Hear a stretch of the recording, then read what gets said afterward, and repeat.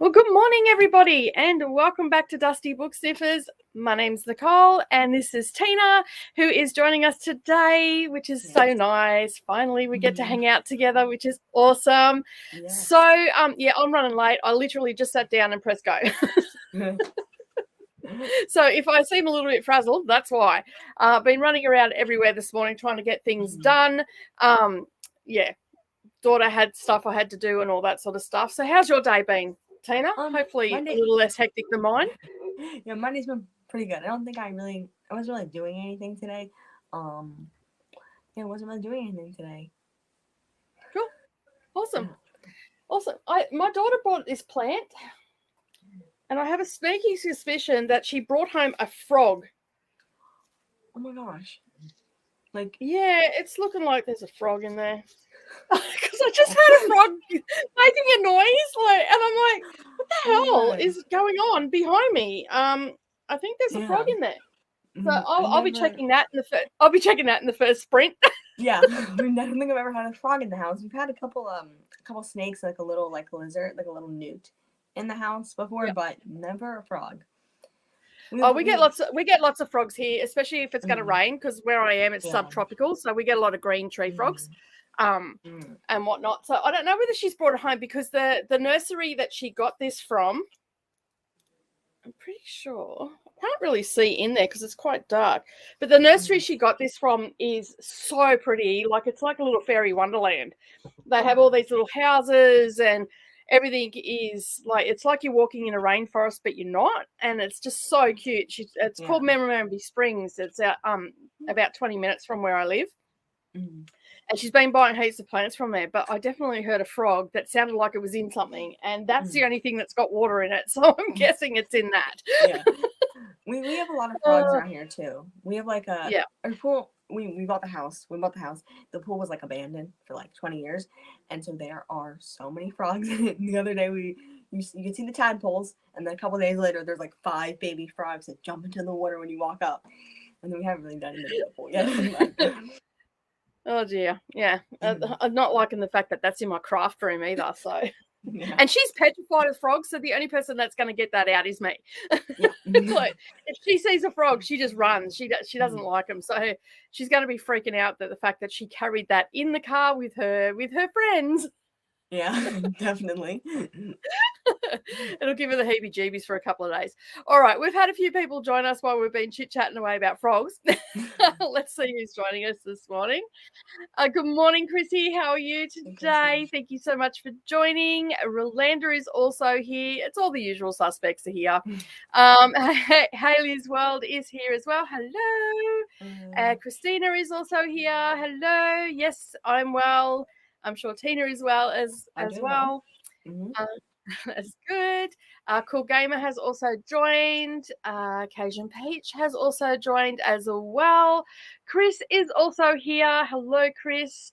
Glad that you're joining us again. Oh, and my lovely friend Leanne is here. Hello, Leanne. How are you? Enjoying your week off? Leanne is one of the girls that I travelled with last week. So, yeah. So it's always nice for her to be able to catch up. Normally she's at work, so yeah. So it's nice to have her here for today. In case you don't know how this works, Leanne, we talk for a little while, and then we go to a 45-minute sprint where we hyper-focus on what we're doing. So whether that's cleaning, stitching, reading, whatever your case may be, and then we come back after that 45 minutes and we have another bit of a chit-chat, discuss frogs in plants. We just don't know where the conversation's going to go. We've had some interesting conversations, to say the least. So, yeah. Mood Reader is also here. Hello. And Lois has also joined us. Well, good morning, everybody. Thank you so much for being here. And anybody else that hasn't made a comment, thank you very much for joining as well. I will put all of Tina's details in the first sprint underneath this video, so you can go and check out her channel. Relatively new booktuber. Yes. But have definitely slotted into the community very well. And it's good. It's awesome. And I believe you're over 100 subscribers now? Yes, I think I'm at like 106 or something. Yeah. Yeah, awesome. That's well done. Good job. Hello to Leah. Welcome. And you're welcome. And no worries, Leanne. All right. So I have a couple more things I've got to do. So we're not going to be chatting for too long this morning. Okay. One is to get rid of the frog. That is the most important thing. So I'm going to hold that so I don't forget. And I've got to go and make a couple of phone calls. So we're going to go to a sprint pretty quickly, and then we'll come back and we'll probably have a bit of a longer chit chat then. So we'll do 45. And what are you reading today, first of all? Oh, I'm reading The Hating Game by Sally Thorne. And okay, cool. I might probably going to start a cozy later on. Okay, cool. Awesome. I am wheeling today. I am up to page 433. So my plan is to get to 533 or the closest chapter to 100 pages, past 100 pages, not before 100 pages. So I'll be listening to that while cutting up some fabric, dispersing of this. And, yeah, I just don't want it jumping out on me. And do a few other things and make a couple of phone calls in the next 45 minutes. So let us start the timer and we'll go to that. I'll just start where we were up to in the comments, so that makes it a bit easier for me when we come back. And yeah, all right, let me just see. Where is everything? Here we go. Now I want to add that. There we go. Bit rusty this morning. It's only been 4 days since I was on, and I still don't know where everything is. All right, let me start this. Happy reading, everybody. So I've got to rush off, but I have to make these phone calls before lunchtime. So we'll see you in 45 minutes.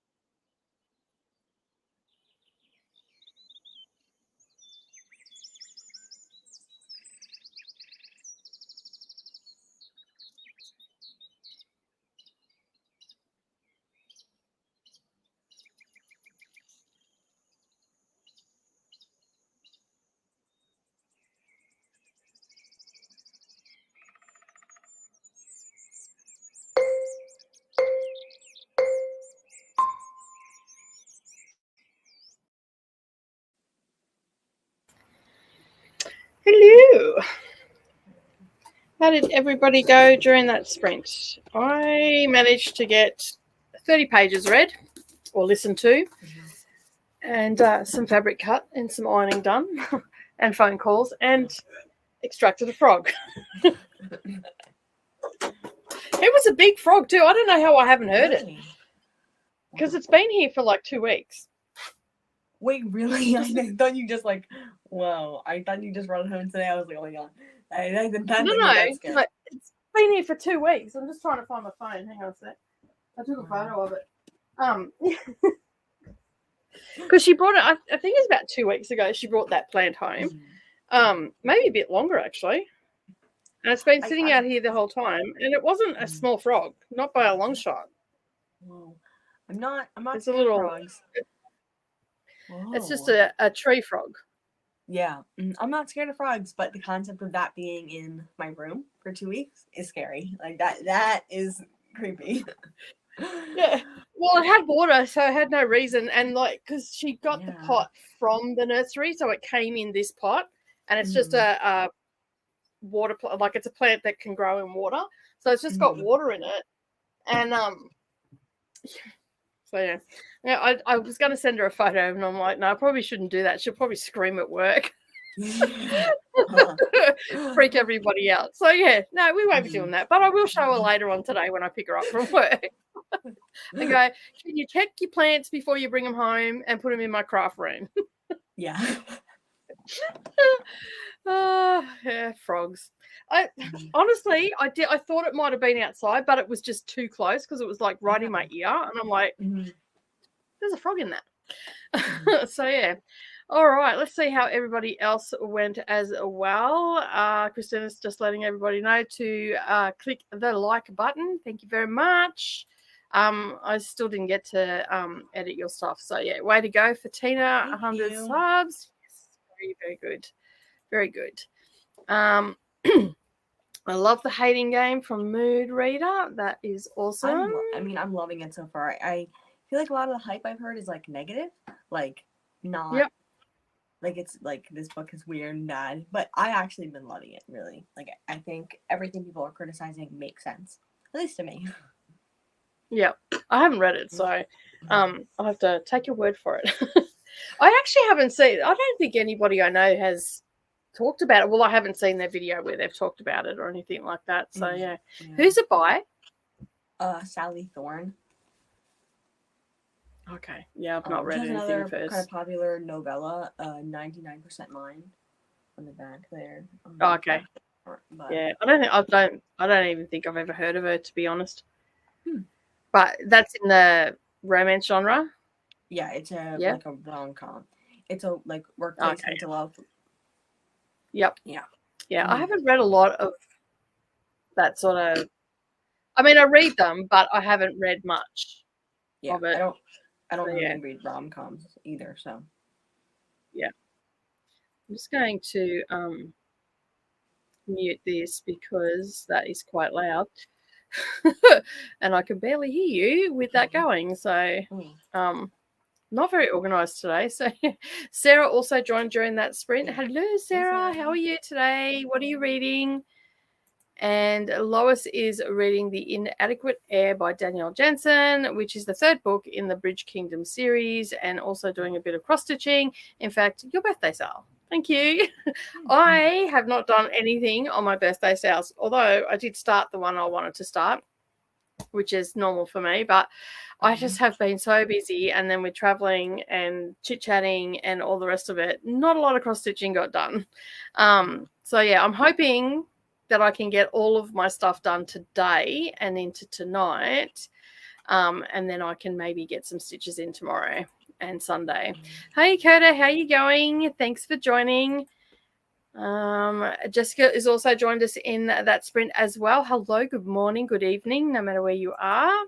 Thank you for joining. And Elisa has also joined. We're good, thank you. And started Indiana Jones, Raiders of the Lost Ark. Well, there you go. I didn't know they wrote a book after the movie was released. Nor did I. It's used to be. What's a book? Are you watching the movie? Yeah. Yeah, I did not know that they had written a book. So there you go. That is something that we've all learned today. Excuse me.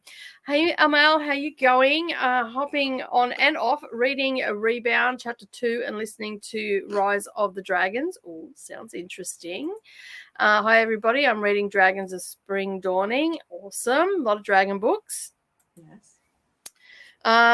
Chrissy is up to chapter 32 or 37 in the Gilded Ones. Hope to finish it in the next sprint. I figured that's what you meant. Yeah. My phone will automatically autocorrect to spring. It won't accept the word sprint. Yeah. I have to do it a couple of times. I normally use text to speech for the comments, and so that's why there's always typos, and it always translates sprint to spring, like every single time. I have to correct it 99% of the time. So yeah, same. I knew you meant immediately because that happened all the time. Yeah, I figured it's sort of next spring. That's a long way to wait to finish a couple of chapters. So I figured it was spring. It's like a whole year. We're not even in spring yet.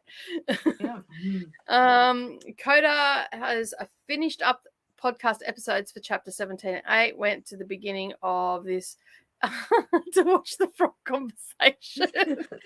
Our cat brought a squirrel in today. Oh my god, your frog sounds more fun. Yeah, I just pulled it out. I sat it outside. We've got a little moist area near our tank. So I just placed it there, so it'll be fine. There's lots of shade and all the rest of it. So yeah. Hello, read by Dr. B. How are you going? I've seen you've been having lots of sprints lately too. Jessica reached 48% in Flawless. That's awesome. How are you liking it? Hopefully you're enjoying it. We had dinner, watched an episode of Supernatural. So where are you up to now, Christina? Last time I think you were up to series 12. Was that right? Something like that. Occasion finished book and updated my spreadsheets, trying to decide my next book. That is awesome. What are your choices? Maybe we might be able to help. Although I'm probably no good because half the books that people mention on sprints, I have no idea that they even existed. Good morning, Zara. How are you today? Oh, welcome. You're getting ready for work, I assume, or you've already headed out. I read another book, a long list novel, All the Birds' Hearts by Victoria Lloyd Barlow. That is an interesting way to spell Victoria.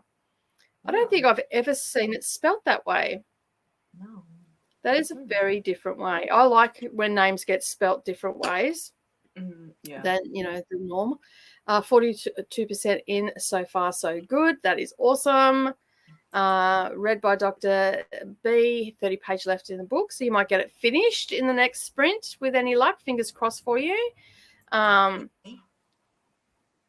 Reading A Court of Silver Flames for the rest of the night, I think. Is this a secret book?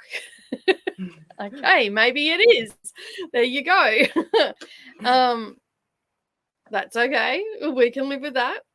Sassy Moose has also joined us as well. That is awesome. To answer your question, I have to just double check that. I think it's 27, Coda. Let me just have a look. I've got it marked because I'm not stopping before the 100 pages. I'm going over 100 pages to the next chapter. So yeah, 538 is what we're going to. And that for me is chapter 27. So yeah. And I'm currently halfway through chapter 21. So, yeah. And how did you go with your book? I read 42 pages and had dinner. And then I was working on my sweater, working on a cuff of the sleeve of my sweater. Almost done with that. Awesome. How big, who's the sweater for? You or your sister? Me. Yeah.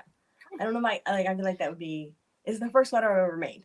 So like making sweaters and blankets and bigger things for other people is like too much of a commitment right now. Like I made my sister, like, let me grab that. It's on the floor right now because it fell. I made her like a plush of her cat, like 2 of them. But like making a blanket or making a sweater for someone else is not happening right now. Yeah. And I only started crocheting in December of last year. So like I've only been doing it for like almost a year now. So not yet.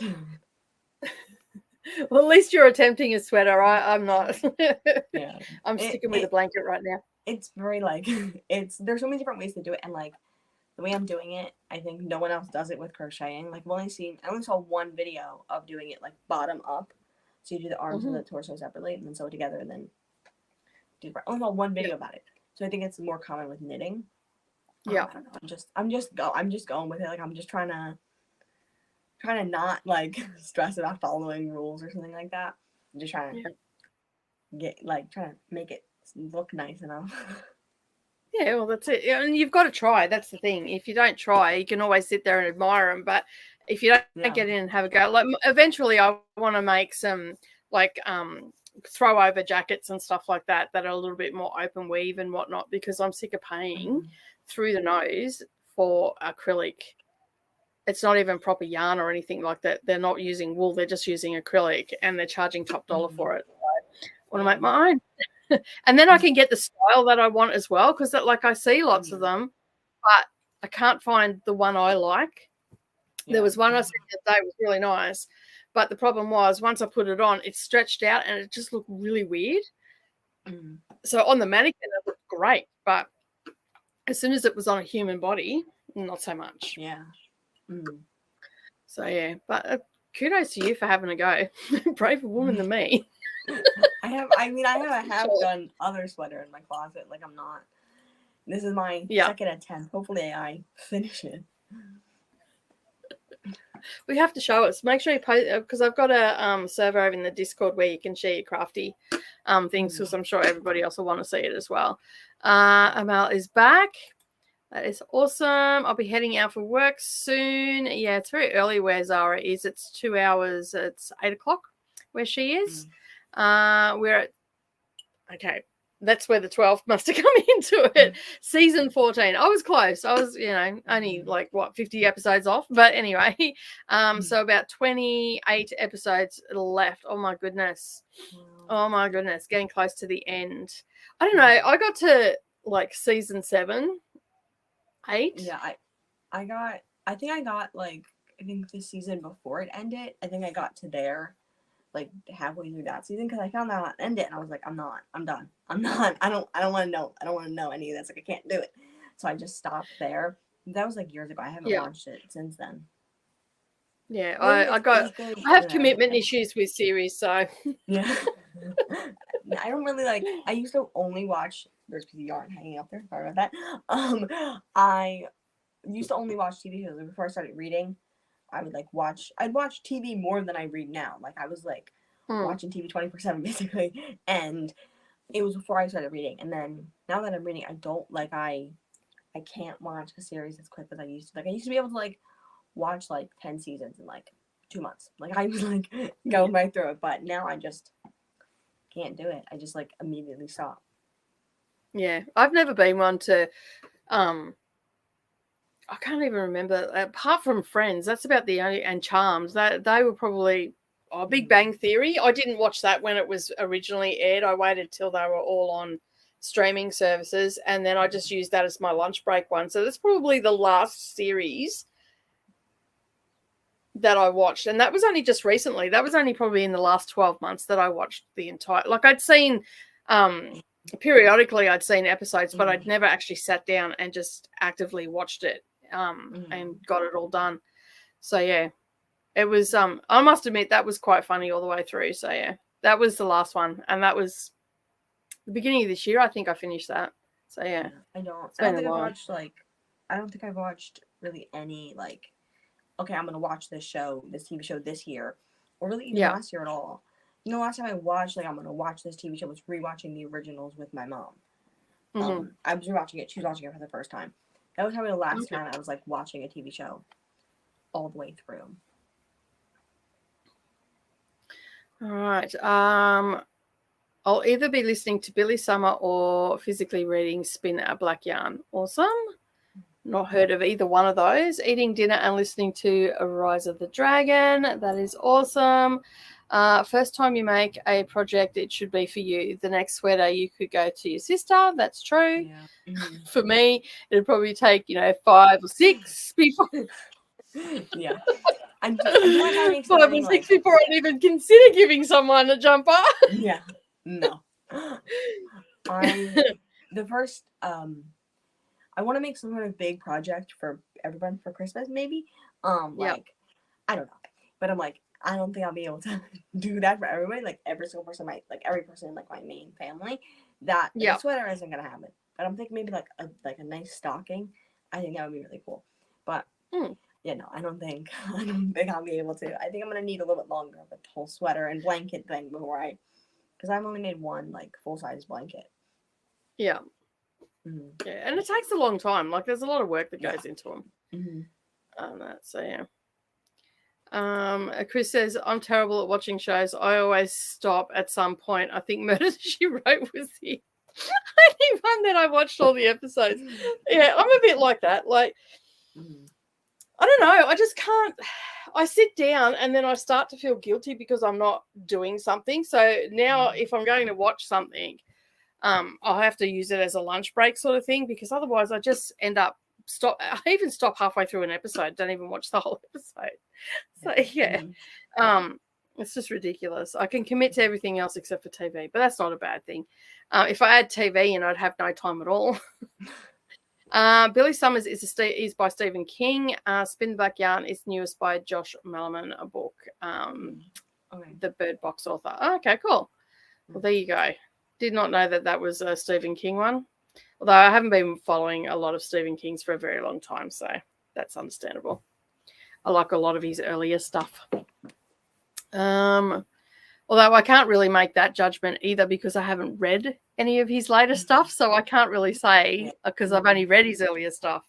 So yeah. I've never I'll be listening to Sharp Objects by Gillian in the car to and from jobs today. That is awesome. Is it good? Have you started it? I've only read Gone Girl by that particular author. I haven't read anything else of hers. I always keep my first project of it, and the rest is negotiable. That's it. Yeah. I have made quilts for people, and I've stopped making quilts. Like if someone pays me to do it, I do it for them. But as gifts, I've stopped doing it because I just found that the time and energy they weren't appreciated. So, so now someone has to be quilt worthy before they get anything or handmade worthy before they get anything. And so yeah. I start watching a show while my son is sleeping, then he wakes up and sees it and wants to watch it with me, so I pick a different one and the process all over again. I don't watch anything with my children anymore. I ended up in the end, I just gave them the rule of the TV. I went, here's the remote, watch what you want, I'm out. Because they watching so many things, it was just hard to keep up. And I think that's where I just sort of went, TV's not for me anymore. Coda loves Sharp Objects. That is awesome.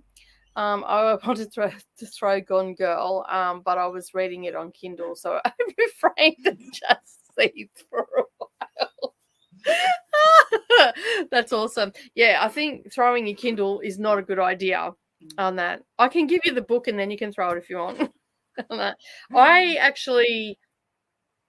I read that and thought, it was okay, but it wasn't like a phenomenal book like everybody was saying. And then I watched the show and they really should not have cast Ben Affleck because I just don't like Ben Affleck as an actor. I find him a very dry actor.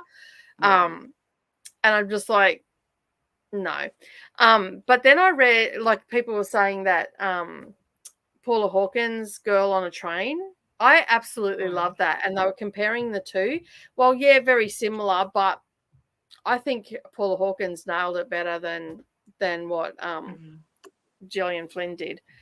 I prefer between the two authors, and I don't think that I would read anything else by Gillian Flynn. Is that her name? Yeah. So I've never read either, but I found out about what the first time I found out what the book was about, it was from a TikTok. And it was talking about the plot twist. And so I thought that was the synopsis of the book, was the plot twist. And then I literally I knew about it. And then a little while later I found out that's the plot twist. And so I could have I was close to talking about it. This book sounds so good. This is the plot. And then it would be the plot twist. I literally almost told my mom being this sounds so amazing. and like completely spoiled it because I didn't know. Yeah. I don't know. I just think it was like the book was okay, and it was a lot better than the movie, as it usually is. I think they could have cast a better main character. Like the girl in it was great, in the movie, but Ben Affleck, I don't know, he's just a shit actor. Just don't like him as an actor. I'm sorry for all those Ben Affleck fans out there, but he's just shit, right? He's just shit. That's all I can say. He's just no good. He just doesn't do it for me. He's nice to look at, I guess, but as an actor, not so much. Just stand him in the corner and just leave him there. Just have him as a background prop and we'll be all good. As long as he doesn't talk or move, we're fine. There you go. My rant on I just can't stand him as an actor. I'm sorry. I'm probably going to get people unsubscribing now. I'm sorry. It's just my opinion. I totally agree with Gone Girl. Yeah, it was okay. It wasn't fantastic. Like, it wasn't as good as the hype behind it. And the people that went on about it, my question is, have you read books before? Because there's a lot better. There's so many more books out there that are so much better than that one. My son's great-grandmother always made a quilt for each family member. It's a big thing to get one. I'm trying to take over the tradition, starting with Afghans before I try quilts. Very much a good tradition to keep up. Most definitely. My immediate family all have quilts and all that sort of stuff, but as far as people outside the family, not so much. But even some of my family members I've given quilts to, and I've looked at them, I'm like, you have no respect for that quilt. All the time, and I think I want to take that back. Yeah, and this is like disrespect to my mother about this, but my grandmother on my mom's side was a crocheter and gave my mom multiple blankets, and they're just upstairs in a container. And like, what are you gonna do? And then my dad's mom was like quilted, and we have some of her quilts, and we use them for like the dog. Like, we would wrap her. She was like, we had a small chihuahua, so we'd wrap her in the blanket and carry her around in it. And like, we really don't use either of them. And I'm like, I feel like if you're putting that much effort, like now that I crochet, I'm like, if you put that much effort in this thing and someone was to just keep it in a box for years, I'd be a little upset on that. They need to be used. They're made to be used, not trashed, but made to be used and loved. And just like a hug. If your grandma's made you a blanket, it's like a hug from her. Like, she's put so much love and effort into it. But some people just, that they're not quilt or blanket worthy. Sounds terrible, but they are. It's such a lovely tradition. My great-grandmother did the same. I still have mine. It's a little worn and I don't use it, but I still have this, in your hope chest. Yeah, sometimes they get a little bit worn. Good morning, Jane. How are you? Just got back from the school drop-off. A quick trip to the op shop. Awesome. A Girl on Train was good too. I like Sharp Objects better than Gone Girl. It was it's not as long either. Adaptation of Sharp Objects was decent too. Okay, cool. Maybe she redeemed herself. All right, I might give her another chance on that, Coda. Yes, we have ours too. I agree. I don't like Ben Affleck as a. Woo, someone sides with me. Yay! I'm not the only one. That's all that matters. I'm not the only one. He's just good as background noise. Just put him in the back. I've never seen any of his. Like, I don't really watch movies, so I've never seen him in a movie before. So I don't know. Like, I could be on your side too. I just don't know. You're not missing anything. Don't affect your psyche by watching him. I mean, I'm sure that there's someone out there that absolutely loves him and thinks he's the best thing since sliced bread. But I also agree with this too. I do not like Tom Cruise either. I think he is useless as an actor. I just don't like him either. I was one of those girls that it seemed to be when I was younger and all these actors sort of come into play and whatnot. There was all the people that were like, oh, this actor, that actor, da da da da. I didn't like any of the people that they liked. Like, I was so out of the, like, I was over there by myself. Maybe one person might join me with something. And everybody used to go on and on and on about Tom Cruise. And I'd sit there and I'd be looking and I'd be like, I don't get it. I just don't get it. What? Yeah. Like, yeah. But anyway. Yeah, I agree. But at least Cruise plays the same person over and over again because it's so true, so true. Like, I give him credit where credit's due. He does all his own stunts, and all that sort of stuff, and that's pretty epic in itself. But as an actor, not so much. As a stuntman, he would be great. If we didn't have to see him or listen to him talk, it'd be great. Not blanket worthy. Love it. That says a lot about someone. Yes, it does. It does. That. So yeah. Tom Cruise is a bust for me as well. I was over in the Liam Neeson, Sean Connery camp. Jane, you're my girl. I also like Sean Connery, yes. Liam Neeson, yeah, not so much, but yeah, Liam Neeson was like, hey, who else did I like? Just trying to think. I'll have to go back through my memory and think about Bruce Willis. I like my action sort of guys. That not and I know that Tom Cruise does action, but no, he's too little. Not big enough. I can kind of recognize these names. So I've never watched any of these people in movies before, so I don't know. I don't watch movies, so I have really no idea about any of these people. It's all good. We're all just really showing our age in the comments right now.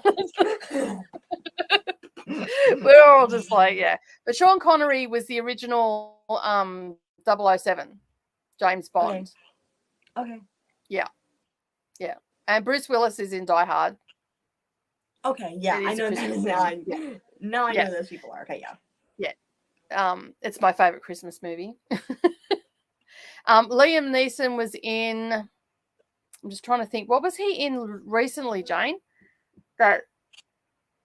What was he? I'm just trying to think. I can't think what the movie was. His off-camera antics put me off him. Is that Tom Cruise or Ben Affleck or both? Because both of them. Mel Gibson I used to like, but he went a bit strange. That I thought he was really good in his early stuff and all the rest of it. And I love sitting down and watching Lethal Weapon movies. My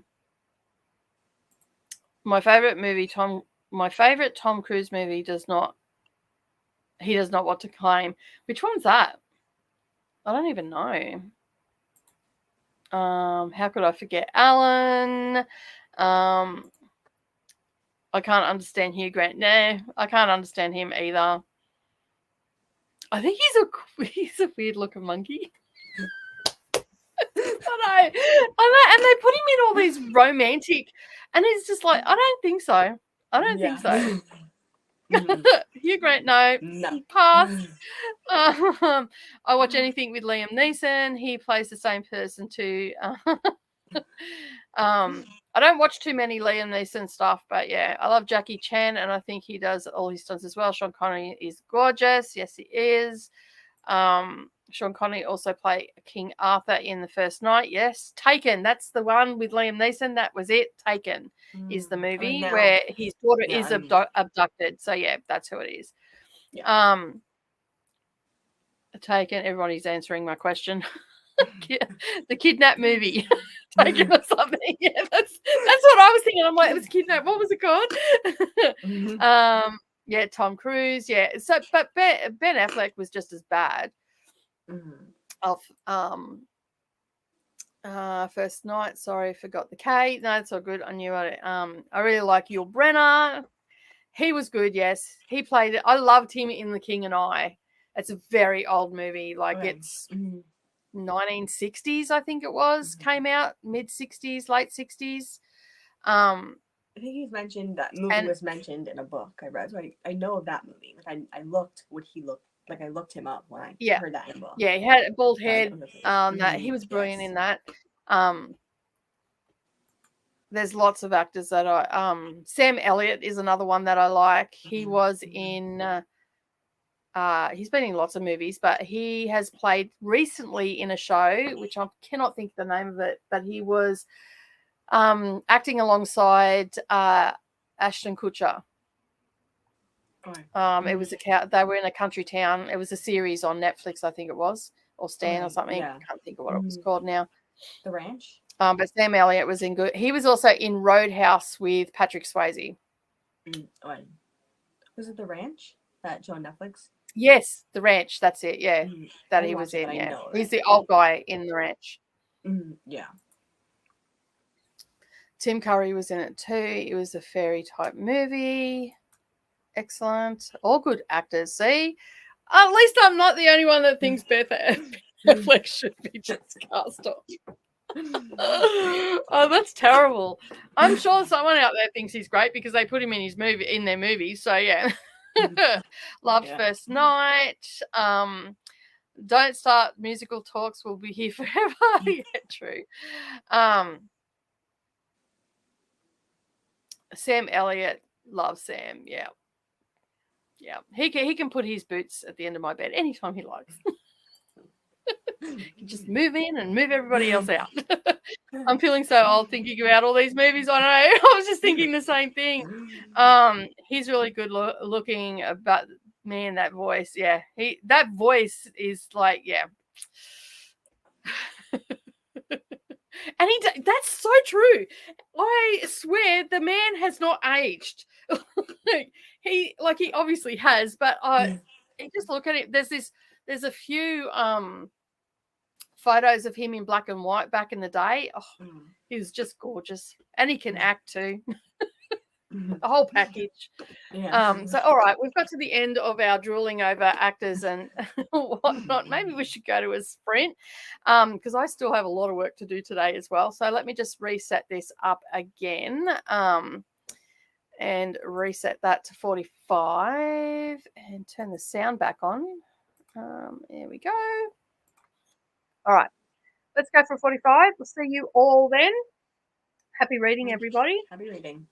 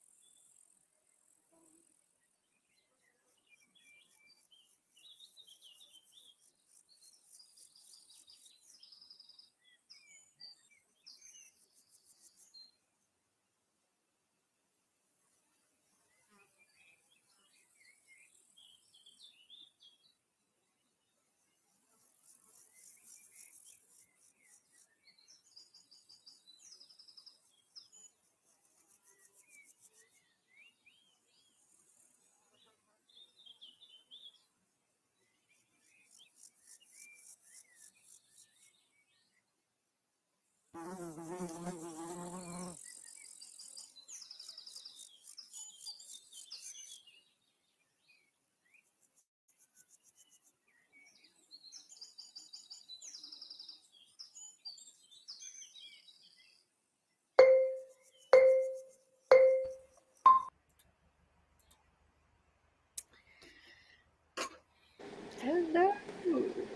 How'd you go? I got 36 pages read.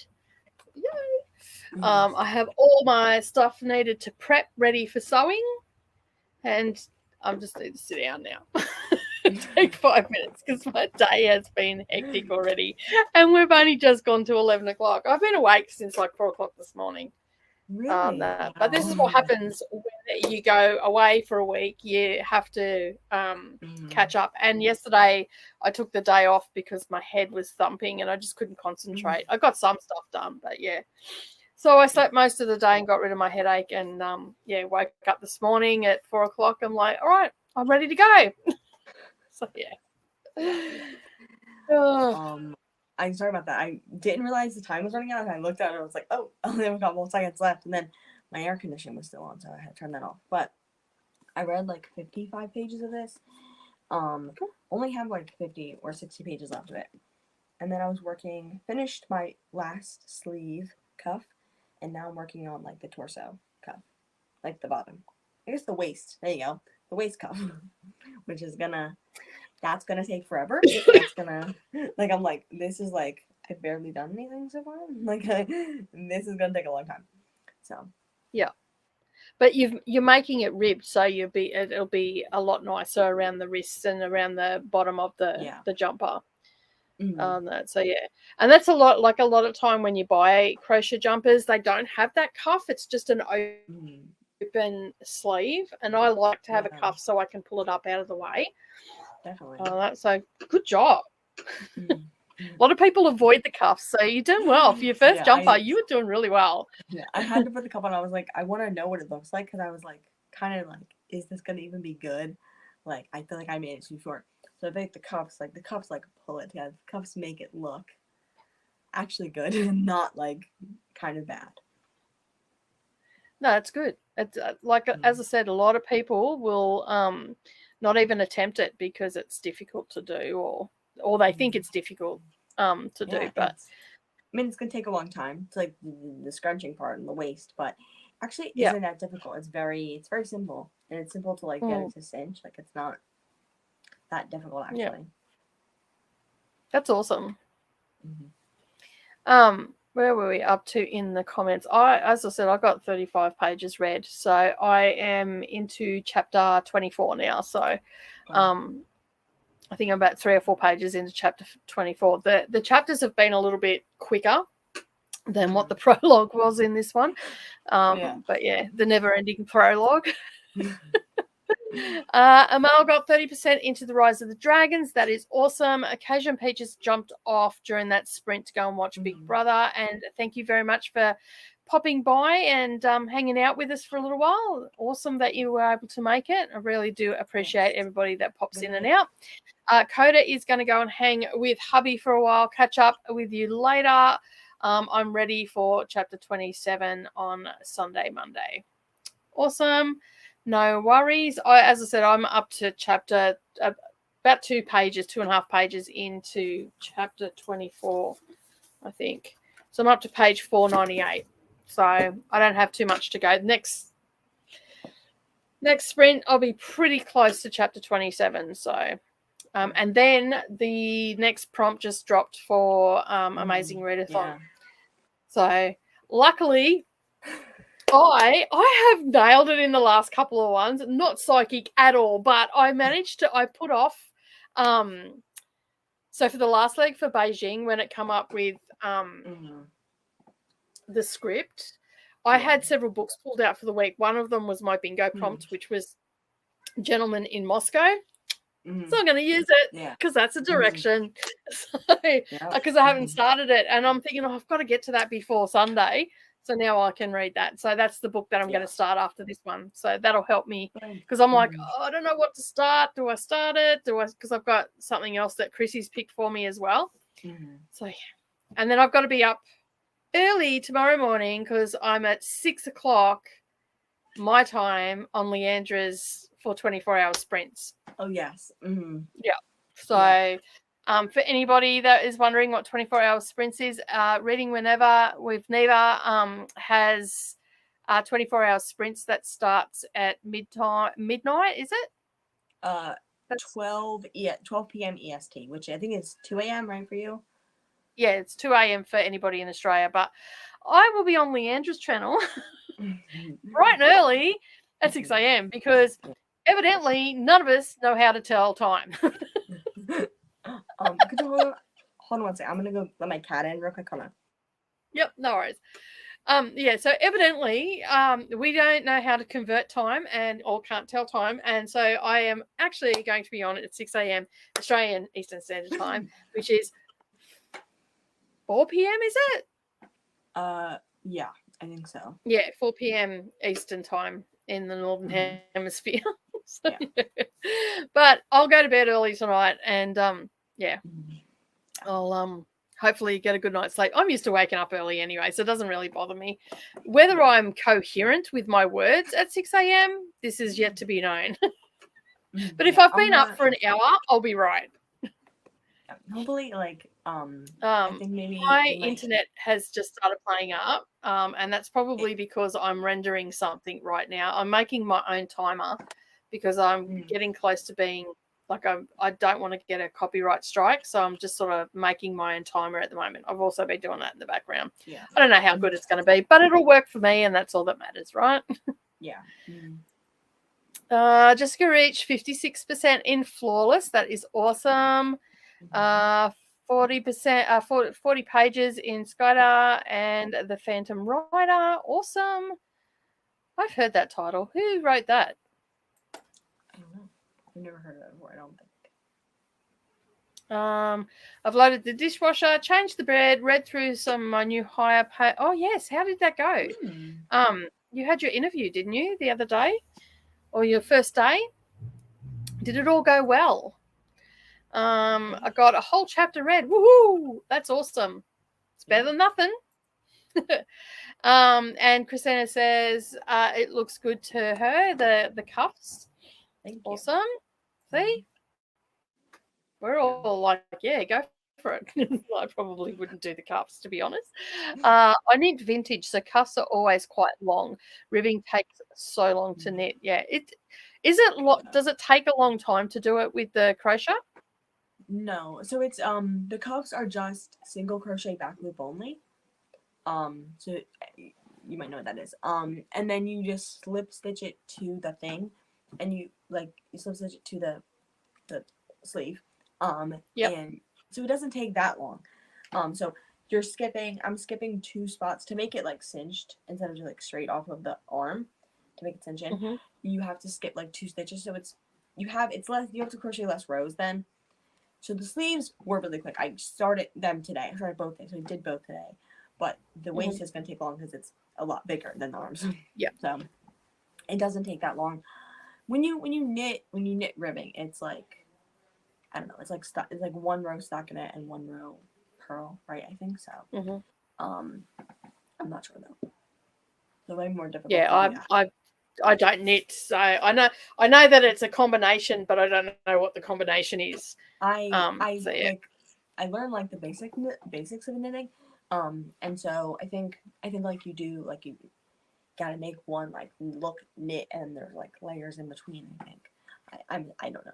I don't know that much about knitting, so you have to like it's different because like you don't have crochet items aren't like mass manufactured, so it's like. Yeah, it's different. I think crocheting is trying to mimic that. I feel like. Yeah. So well, you've done a great job because it looks like ribbing. Yeah. So as long as it looks like ribbing and acts like ribbing, we'll call it ribbing. Yeah. Whether it's the correct technique or not, as long as it does what it's supposed to do, that's all that matters. Yeah. Especially when you're learning, like, yeah. But it looks really good. And it's finally here, starting with The Lights Go Out by Mary Kubica. I don't know. Last names just get me every time. And catching up on buddy reads with my sister for that one. It's called Testimonium by Lewis Ben Smith. Awesome. Noon. Yeah, it starts at noon. Yeah, I was thinking my time, like it's 2 a.m. for me. Yeah, I won't be up with Neva when she starts. I'll be sleeping. But I'll probably go to bed fairly early tonight and and just get up about like I did this morning and just start my day, because it's starting to get lighter here in the mornings, so it doesn't faze me. And if I go for a bit of a walk, that'll wake me up a little bit. And I don't mind getting on early. I don't have any little kids or anything like that, so I can cut a nap during the day. It doesn't matter. Is that a little bit early for you? No, not really. I said that I was available from 7 because I'm usually awake at 6 o'clock. Like, I wake up early and then I generally just waste some time in bed watching YouTube or whatever. And then I get up. Like, I have my cuppa and I'll watch a little bit of YouTube or I'll read a book or whatever. I'm usually not up and talking to people because, or, trying to string a sentence together at 6 a.m., because everybody else is still asleep. So if I get up and have a bit of a chit chat and, like get up and maybe talk to the cats a bit and actually get my mind working and all the rest of it, I should be all right. And I'll just make my apologies when I get on. I'm here, but I may not be very conversational. Just let me have my coffee first and then I'll be with you. So, yeah. It won't hurt. Red 3% started cross-stitching a Christmas whip. Awesome. I'm actually making project bags right now that have to go out today. Well, finishing off a couple that I need to get out. Most of them are done. So ribbing is knit one, purl one, yeah. Oh. And that gives it that, yeah. What time is it here right now? It is 11:21 a.m. on Friday morning. So, yeah. 6 a.m. is for birds, not humans, unless you are still awake from the night before. That I agree with that. That is. I might turn that into a cross stitch and put that on my door. And yeah, true. That's what coffee was invented for sure. Because I drink lots of it first thing in the morning. That is definitely for sure. But I'm looking forward to it. Hanging out with Leandra as well. So, and then you're on after that, aren't you, with Bree? I don't know. Maybe it is right after that. I guess. It's from it is from 8 to 12. We might end up going a little bit later until like 2 a.m. I guess, but. I've been going to bed around like 2 a.m.ish, so should be fine. What time is it there now? It is 9:20 p.m. on Thursday. Yeah, cool. Not at Friday just yet. Yes, last day of the week for me, so I'm trying to get everything finished so I can have the rest of the week. I'm not going to end up having the weekend off because I had last week off, so. Yeah. All right, well, we have got to the end of the comments. We might go to another sprint if everybody's cool with that. Let me just get back in here and reset that to long break and turn the sound back on. And so we will see you in 45 minutes. Happy reading, everybody, or whatever you're doing. And we'll see you soon. Bye.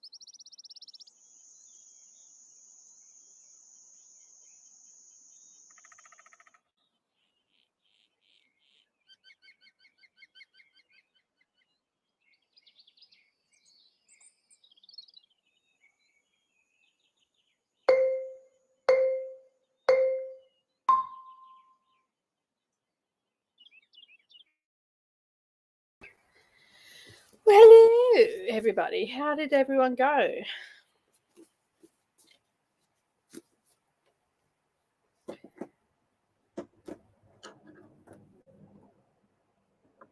All right, hang on a sec. I just need to turn the volume down on something. Otherwise, I can't hear anything. There we go. I got to chapter 27, which is where I stopped for today, which is 538. That is my 100 pages. That means that I should be just a little over halfway now.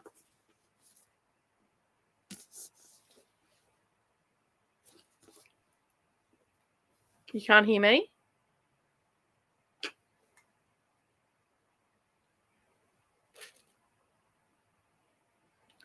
Okay.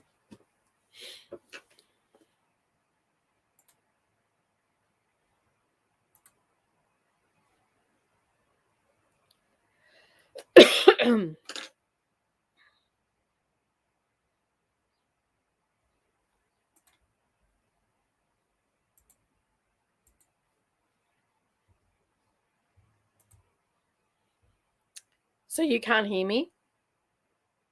Can you hear me?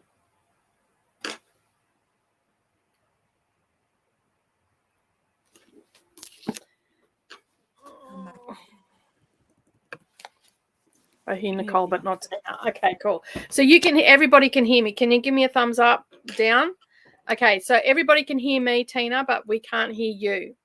You can't hear me? I can hear you now. I can. Yes, I just a couple seconds ago I started hearing you. Okay, there you go. I don't know what happened, but cool. Awesome. Okay. So anyway, I got up to chapter 27, which is 538. I'm officially halfway through Wheel of Time. Yeah. I only have this much to go. How the book's like you said you wanted to get to page 500 today, so it's like it's really long then. It's like 800, 900 pages, right? No, 1,000. Yeah. Yeah. Mm-hmm. Yeah. Just under 1,000. I think it's like whoa. It's 999 pages. I think it is, or not. No, sorry, 95 pages. So 995. And then there's the glossary as well, which I'm reading, which will take it over the 1,000 pages. Okay. So so it's all done.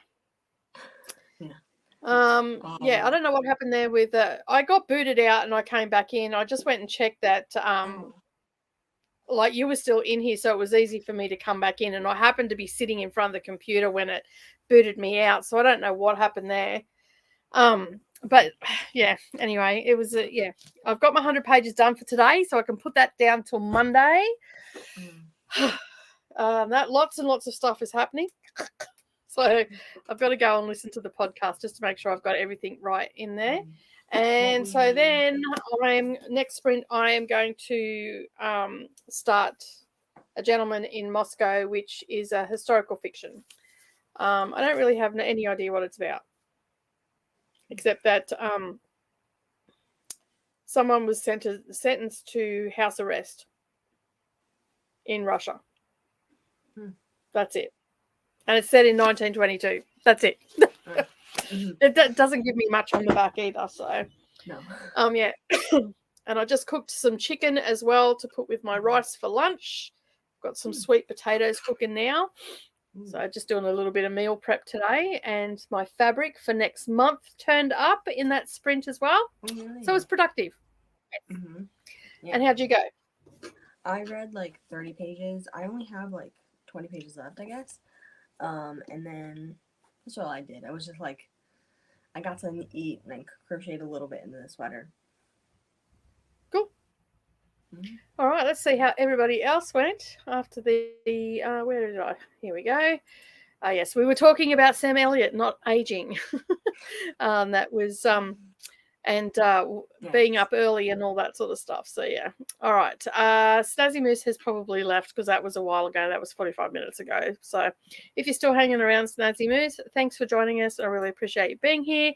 Storm also joined us during that sprint. Hi everyone. I'm listening to Pennsylvania middle grade book for Tokyo as the kids get sucked into a place called Pennsylvania. Oh, from a sketchbook. Okay, sounds interesting. Yeah, I don't know. That's different. Yeah. This is also for the Tokyo League as well. Are you caught up yet, or no? I guess this will be another sightseeing book for Rome, and then after that I'll go on to what is it, Coastal next. No clue what I'm reading for that, but I guess I'm gonna have to read a book every single day. I think so. I think it was Coastal after Rome because we went to Greece. Yeah. I think that's right. So yeah, I think I'm actually up to date. I ended up reading quite a large book for the Beijing. I think it had 592 pages in it. Yeah. So I didn't do any sightseeing for Beijing because I only finished it last night. So I think I'm gonna go with larger book for that, but I don't like. I'm gonna have to read a book every single day, like to get caught up. Like it's gonna be. Hopefully, I can get caught up for the 10th leg. But it all counts, so that's it all counts. That's all that matters, right? At Storm Reads, looks fab. Just looked it up on Amazon, and the illustrations are great. Awesome. I might have to go and check it out and see if it's good for Mia too. Hit 63% in Flawless. That is excellent. Sorry about the shaky camera there. My feet are on my desk underneath. Read 2% and progressed on my whip. That is awesome, Dawn. That is excellent. Always progression on anything is always good. I can hear Nicole, but not Tina. Jane said the same. Must have been something on your end. I was confused because I'm like, I don't know. I can hear everything. Why can't I hear everything? Jane, it's pretty good. Deals with a lot of grief. Kind of a contemporary book with a side of fantasy. Awesome. That's different. Yeah. Can hear Nicole, but not Tina. Thumbs up. Didn't read much. I was getting my son ready for bed. Changing schedules suck. It does very much so. You guys are getting ready to go back to school, aren't they? Yes? Yeah. Yeah. I think like it's starting soon. In Kentucky, we go to school. People go to school earlier, and they don't go to school in September. They go to school in August. So school's starting. Yeah. Chrissy says I can hear you both. All good now. Awesome. Got 21 pages read in the buddy read. That's awesome. Catching up. Yeah, Coda and I are pretty much using these sprints to keep on task with Wheel of Time because we keep going off task and finding other things to read. So yeah, I've done a couple of buddy reads. I've never done such a. It's so cool to do like one where you read chapters together, like. You do that and then you talk about it. That seems like it's a lot more work, especially such a big book. Keep it on track. Well, impressive. We're just doing 100 pages at a time, and we're using the sprints for it. So it is keeping us on. Well, it's keeping me on track. I don't know about Coda, but it's keeping, as far as I can tell, it's keeping him on track as well. So, and this is such a bit like this is one of the biggest books in there, like. This one has just under 1,000. I think the next one's only got like 600 and something in it. So it's almost like, a third of the book's gone. So we'll burn through the rest a lot quicker, I think. I love that. I've got like 2 chapters left.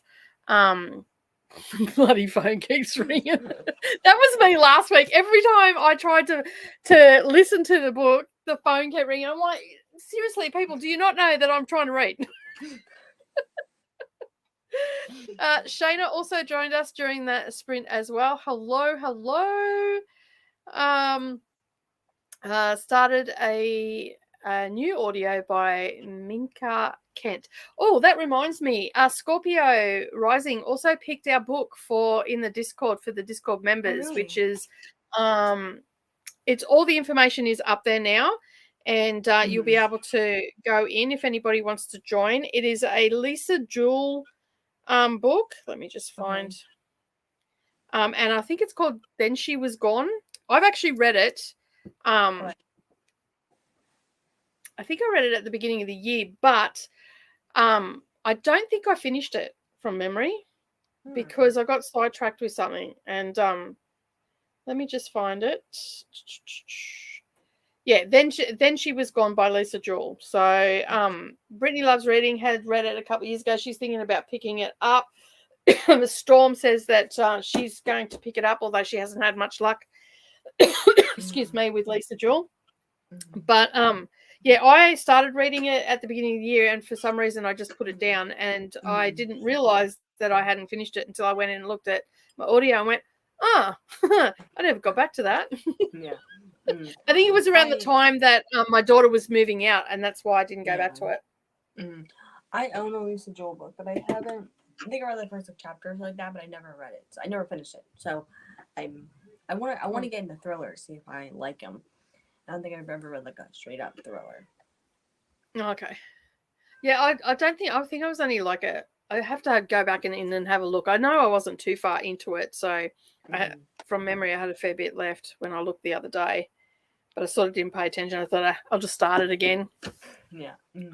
So yeah.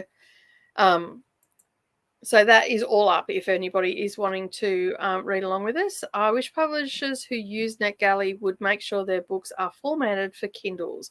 So many ARCs are a mess on my Kindle. Oh, that's not good.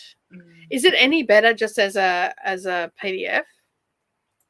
Because I have heard that sometimes PDFs get scrambled. I don't know how true that is because I've never actually had it happen to me.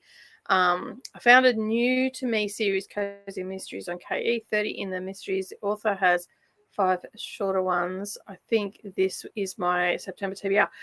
What series? Because what series is that, Christina? Yeah, because I'm kind of like the Campers and Criminals. Tina, have you?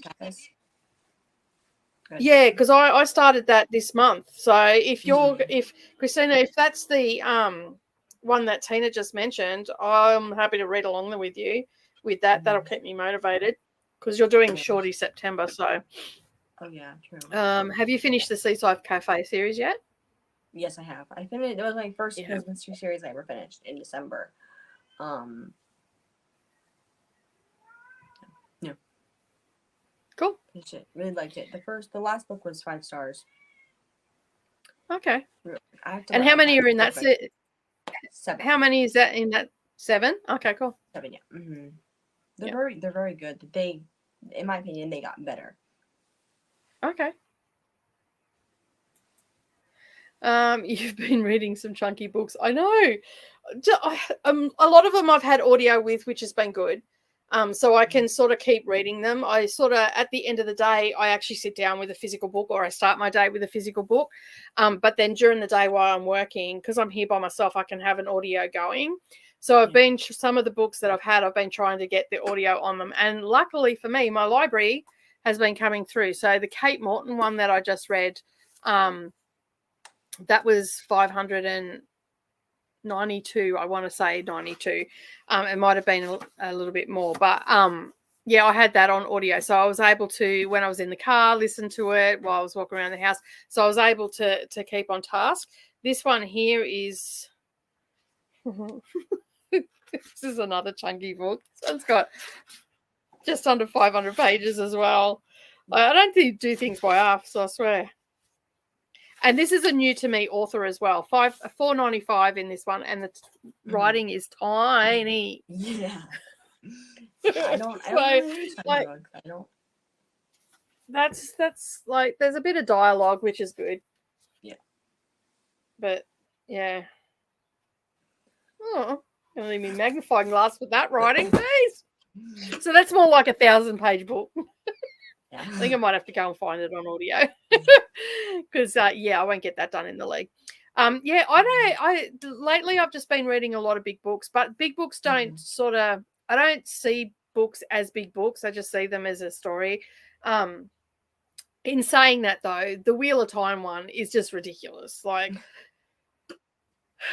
like I try not to break the spines because it's my daughter's pet peeve, and this is her series once I'm finished with it. There was no way around, like, it's not completely broken, but it's creased.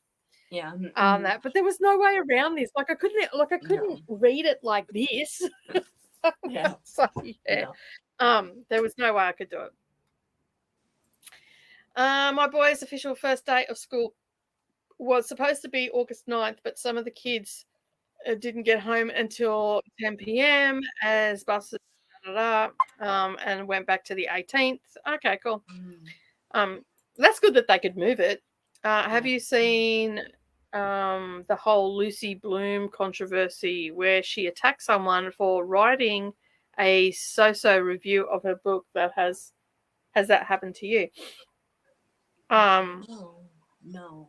I heard of many. Is Lucy Bloom the one who wrote like the I could be wrong, like the love, I don't know, it was like a college romance recently, a flowery pink. Was that the love hypothesis or whatever it is? No, I think that was, I don't know the other name, but I think there was that one. But I've heard, if she's in the romance community, I've heard that there's a lot of romance authors that get exposed for like the manuscript, A Story of Revenge. Get the girls out. Yeah, no. No, I did not see the hoo-ha about it, but the girl that wrote, or the woman that wrote Memphis, that was on the Women's Prize for Fiction this year, she did the same thing. The girl didn't even make a bad review. She just said that, like, I went and watched it. It was a video, and it happened all on Instagram, but I went and watched the video, and basically from my understanding, and then I went and looked it up, she didn't really trash the book out. She said the book was good, except that the men that were portrayed in it had all were quite violent. But I think that particular person may have not she didn't trash the book out, in my opinion. I think it was still a good review because she said it was a really good book and all that, except that she was a little bit disappointed that the men were so trashy in it.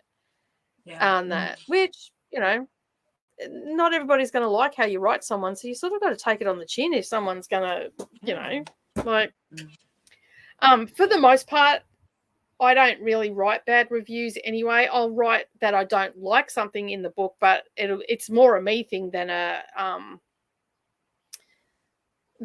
author thing. And if I've got nothing nice to say about a book, then I just don't say anything at all, because that's the way my mama taught me. You know, if you've got nothing nice to say nothing at all. You know, but it's okay to have an opinion about a certain thing in a book that, you know, this just wasn't for me. Like, I don't like reading about infidelity.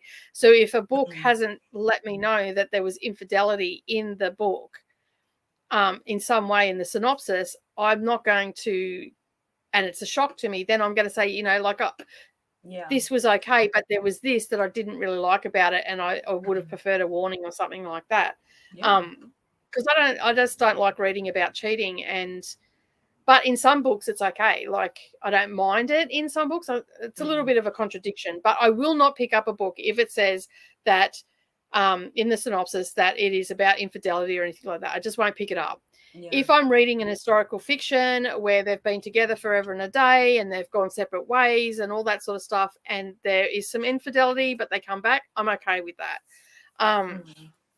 But yeah, like, and a lot of the books that I've read in the last month has had a lot of infidelity in it. I still don't like it, but I won't necessarily rate, like, I take myself out of the scenario and take my feelings out of it, and then I will still review it in a decent way if someone asks me, you know, like, but I will say in my videos, I don't like infidelity, so it sometimes marks it down if it's a strong theme in a book. I just sort of go, no. Because I don't write reviews. Like, I want to start doing that, but I don't write reviews. I mean, I just started making, like, talking about my feelings about books. That's never happened. Probably not. It's just like, I think others need to remove themselves from that. Like, if you can't read negative reviews and not be mean, then you shouldn't be reading your negative reviews. Yeah, you probably shouldn't write books either and then put them out in the public space. There's also that. Definitely. You know, and it'd be like, you know, you're not going to please everybody all of the time. And if you're an author and you're writing, I don't even know what she writes. Like, I can assume that it might be something controversial. I don't know. I've never. I'm just. She's not the author I knew of. I don't know. Well, there you go. She's an Australian author, so I don't read a lot of Australian authors. So there's no point in asking me. I'm not going to know what's going on. I'd have to look up and all the rest of it. So I'm just looking here.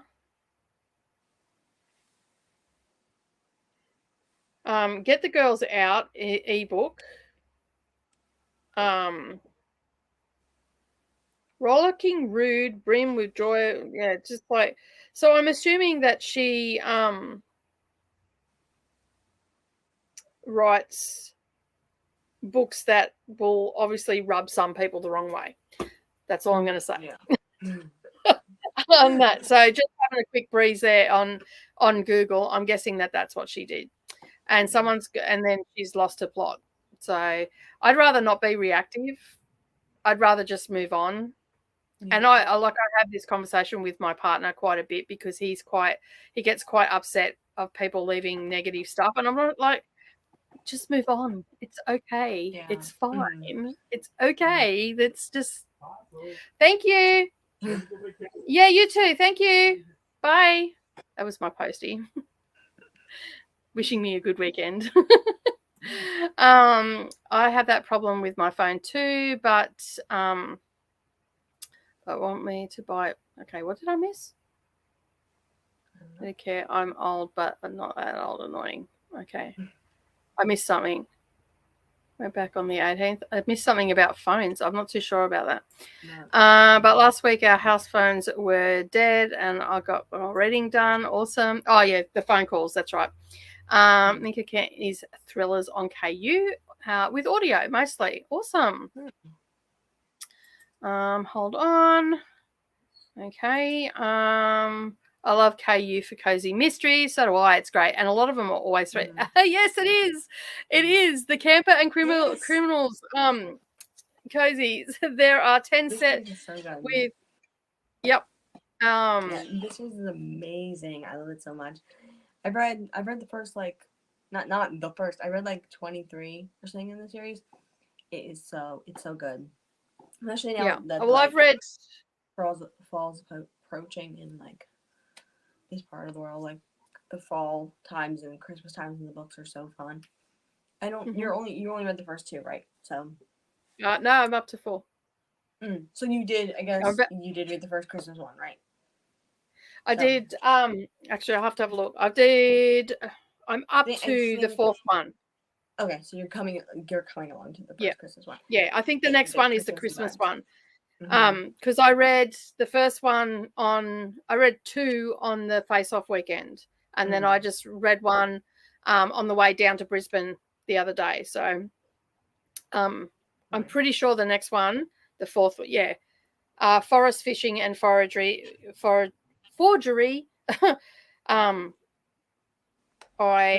Christmas one's number 4. Or number 5. Yeah, and let me just have a look. Goodreads is being difficult. I have the physical copy of it. Let me see. It's number 4 in this one. It says. Christmas, Criminals, and Campers. Campers, yeah. Mm-hmm. So I'm thinking that because they're mostly on KU and some of them have audio. I found some audios over on Scribd as well. So I don't know if KU's got them with audio or not, but so I might read some of them. Yeah, it is like I love her so much. I read some of the Coffee House books by her. They're really good too. Yeah. That's the one with the little the Scottish Terrier on the front. I guess, yeah. Yeah. The little dog. Not Coffee House. I think it's called Coffee Killer, not Coffee House. But that's yours. Yeah. Mm-hmm. I guess I'm not sure about the dog breed, but cute dogs are part of those books. Same Storm. I've never heard, and I think Storm just read the second book in the Campers and Criminals. As well. So if you're doing Shorty September, you could probably do some more of them during that month. Looks great. I need a book with a summer cover, and the first book fits pretty well. Awesome. I really enjoyed it. Like I burnt through it pretty quickly, and then I keyed up the second one because I'm like I might be able to squeeze it in, and I did squeeze it in, which was good. I wrote a NetGalley review where I said that the main character was too whiny and self-centered. The writer contacted me and said, obviously you don't know what love is. Well, really? That's ridiculous. I can assure you, I'm not going to want someone that is whiny and self-centered as my partner. I have children for that. Sorry to all the teenagers out there, but I've got 2 teenagers that are very self-centered and get whiny. I don't need it in my partner. Admittedly, they are getting better, though. They are less whiny now than what they were when they first started out as teenagers. They're starting to realize, oh, I sound a bit whiny. I probably should stop. Because I obviously look at them and go, have you finished? But yeah, I don't need it in my partner, so I probably would have said the same thing. But I haven't, like you, Tina, I don't really write reviews.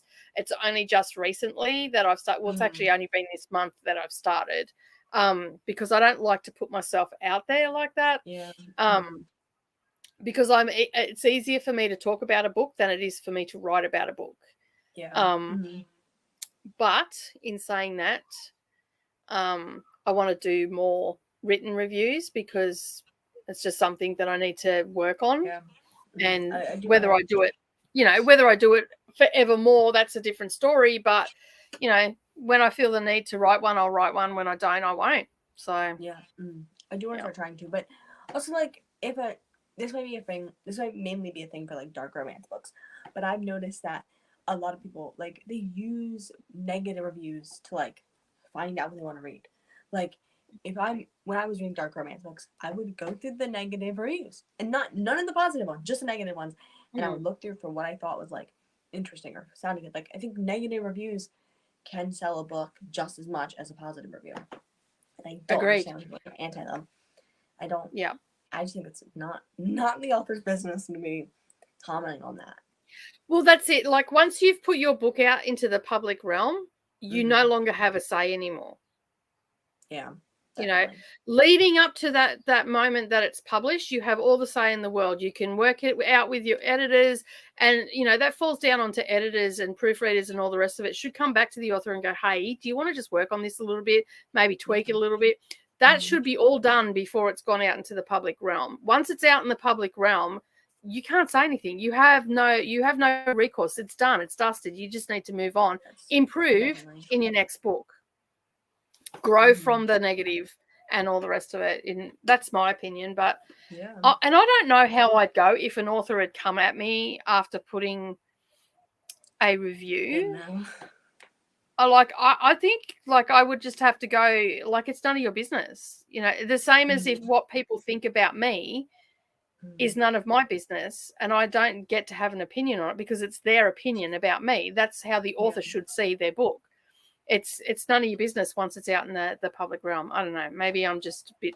No, I totally agree with that. Yeah, I don't know how I respond, because I feel like I'd be like, okay, like I feel like I'd back off so easily because I'm not. Well, I know how I did. Like over on my craft channel, when someone gives me like negative feedback, that's healthy, like it's positive criticism, because you can get good criticism.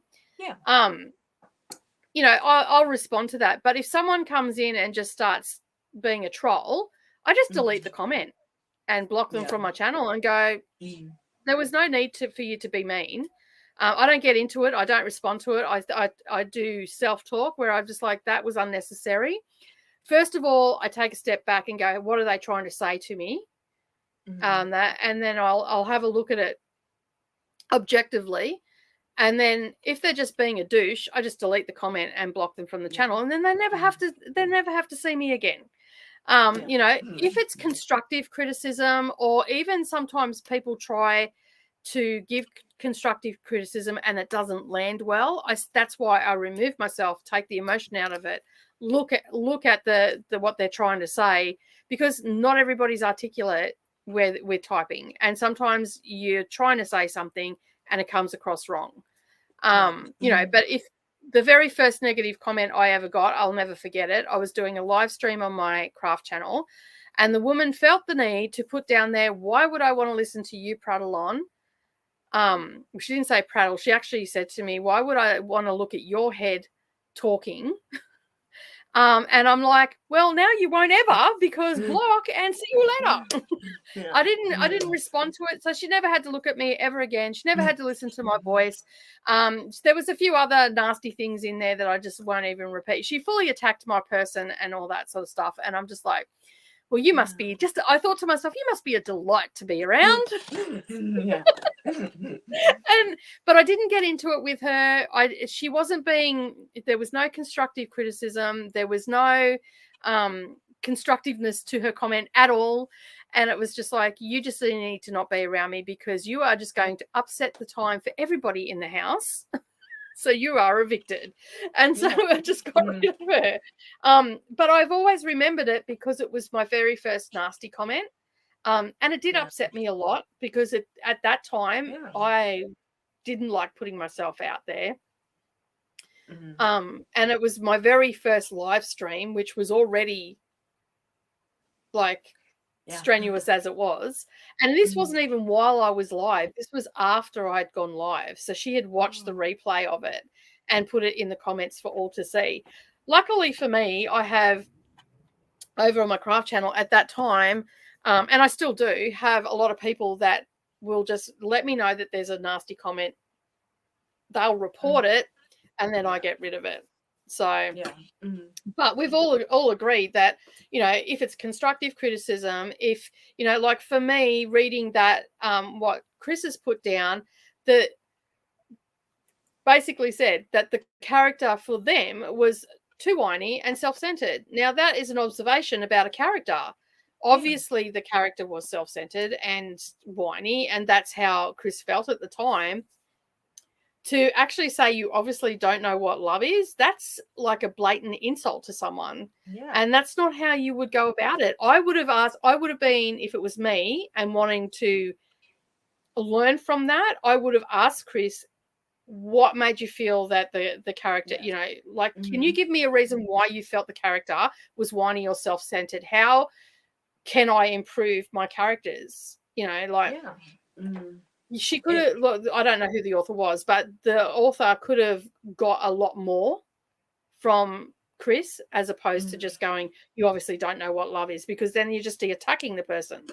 Yeah, I mean, we're all guilty of, putting our worst foot forward at times in confrontation and all the rest of it, but still, there was so much to learn from that that person didn't. That's wild. I would have just obviously not buying any of their books anymore. It just reminded me, Jaws has infidelity in it, and that was not in the movie, and it was the worst TV scene ever. He should just stay away from that topic. It was so bad, yeah. I was gonna say, really? There was infidelity in Jaws? Like, I've never read the book, because I couldn't get past the movie, so I wasn't going to read the book. Like, it took me ages to go back into the ocean and swim again. I have to go. Just think, I'll be right back. Okay. Yeah, no worries. Well, just check the book out on Goodreads, and people are not liking it. Which book is that? Oh, the manuscript. Okay. Sorry, I didn't put that up then. Well, just what I seen there, like I just looked on Google. I'm assuming that the manuscript is the one from this year. And that's exactly right. Not everybody is going to like you. And that's what I mean. Like, if you put something out into the ether, out into the world, you have no say anymore. You can take constructive criticism, like with videos and stuff like that. If someone's just being flat out mean, you can just ignore it. But, if someone's giving you constructive criticism on how to improve something so it makes it better for the viewer or the reader or whatever, then you should take that with a grain of salt and basically learn from it. And, I just read 225 pages today, which I usually struggle to reach. Well done. Wow. I would be proud of myself too. Well done. Yeah. That is awesome. Absolutely wonderful. I think I'm going to watch some TV. Thank you very much for the sprints. No worries. Enjoy your TV. Thank you so much for being here. Appreciate you dropping by. You're welcome. I just found them. Kind of glad I could share to Jane. That is awesome. Yeah, that's there's a lot. Storm saying I've only read 2 in the Campers and Criminals series. So far they're okay. As fast as she writes them, I'll never catch up. Yeah. It's a bit like that. What was the series you were talking about, Tina? Which was the I think I was referencing the Campers and Criminals, right? Or was it the Killer Coffee series, Seaside. which is maybe the Seaside? I don't know, Cafe series maybe. But another series by Tiny Kappas would be the Killer Coffee series, which is just another cozy mystery series that she writes. Yeah. And there's a few in that too. I think there's 10 or 11, isn't there? Yeah. There's, I don't know. Probably, yeah. I read the first 4, I think, of those. But Campers and Criminals, yes, she's writing them so quickly. Like, you can get through them you can get through them in a year, and maybe there'll only be 2 more by the time you're done. Like, but like, they go so quickly that you can probably read her quicker than she writes them. Well, I listened to the first 3, and at the speed I listened to, they only go for 2.5, 3 hours. Yeah, I listen on 2 hours, which is 2 times speed, which is what I normally listen on. But recently I've been doing 2.5, so they go like I read so many of them, I know all the characters, so 2.5 is totally fine, and they're like basically almost an hour at that point. Yeah, because they're only like 169 pages or something. Yeah. Well, the first 3 they were all under 200, I think, from memory. Some are a little bit longer, some are a little bit shorter. Yeah, that's like Blake Pierce. Blake Pierce, I think it is. No one really knows who the author is. There's speculation that it's a group of authors that are all writing them. Every 2 months, a book is coming out for some series. I was reading the Jesse Hunt series, which there's still, I think there's 27 or 26 in the series. That series has wrapped up now. I'm at 19, but I haven't read any in ages because I got to the point where I was up to date, and then they're so short that I'm like, I'm just going to wait until they're all out and then just read it all in one go, because they only go for like an hour and a half, 2 hours tops. And I'm just like, I'll just wait, and then I'll just binge it over a weekend and just get the whole series finished. Because where I ended is where a new sort of plot twist is going to come in. So it wasn't a bad point to just stop. So I've just got, I think there's one more to come out, and that'll come out, or it may be already out. Maybe I think it was July it may come out. So I'll probably do that over the Christmas holidays. I've never heard of it. So I'm happy. Like I'm fine to get into a series and just listen to them all in one go. I'm going to catch up on the cozies during the shorty September. Awesome. Hello, Courtney. Thanks for joining. Hello, people in the chat. It's cool that you're able to join. No doubt getting ready for bed. It'd be late for you. So she is good. I was hoping, but I've never read anything like that. I find it to be really good. Like for me, cozies are just a nice little, like when you just want a story, you don't want to watch TV or listen to a podcast or anything like that. I love getting into cozies because they're just, you know what you're getting. Yeah. You know, sometimes there's a little quirkiness to it or whatever, but you know exactly what you're getting when you're walking into that. And that's what I like about Danielle Steel and Cozy Mysteries. Yes. I like the fact that when I'm walking into that book, I know exactly what I'm walking into, what I'm going to get. Yeah, definitely. And it's a fun time. I think that they get better. Like at least the first, I think my first 5-star in the series was like book 9. So like the first was like kind of okay, and then they got like amazing towards later in the series. So I think it builds up the characters and everything. But I am now curious to go and see who this Lucy Bloom kerfuffle is. A little bit of book gossip. Another cozy mystery writer that I really like, and this goes without saying, is Julianne Lindsay. I like her. She writes under several different names, though, doesn't she? Yeah. The Seaside Cafe series is also her under Brie Baker. Yep. And then Jacqueline Frost, as well. Mm-hmm. And then maybe even more. I don't think many of her Julianne Lindsay books have audiobooks, though. Some series do. The Cider Shop series does, because I got all them over on Scribd. Yes. I had to think where I listened to it. Other than that, I haven't really looked, and it was only by chance that I came across them, because the first one I didn't listen to on audiobook. I read that. The last two I listened to on audiobook just to finish up the series. And it was only by chance that I came across it, because I was looking for something else, and it just happened to pop up. I went, oh, hang on a second. So yeah, other than that, I don't tend to really look for cozy mystery audios. And the same as the one that we're doing over in the Discord at the moment, the ACF Bookins one, the Stitches in Crime one. I accidentally come across the audios on Scribd as well when I was looking up for other cozy. They keep popping up there for me too. Like, I think that they're like maybe something to do with Scribd, actually, because even when I get limited, they're always there. So I think maybe they're like published by Scribd in some way. Yeah, maybe. I don't know. My favorite series by Tonya. How do you say her last name? I say Kappas, but I don't know if that might not be accurate. I don't know. We'll go with that. That sounds good. Kappas. I'm happy with that. Is called Kenny Lowry. Awesome. We'll have to have a look at that. Looking forward to Shorty September. Also, yeah, I've got so many Audible originals on my Audible list that I just want to get off. But the problem is, when I go looking, I end up adding more on than I end up reading. Because that's what happened on the Face Off weekend. I read 12, but I ended up adding 16 or something to my list. So I actually increased my list by 4. Even though I read 12. And it's just like, oh my God. But I did find Viv Keelan, I think her name is. She wrote the Christmas Pact with another author.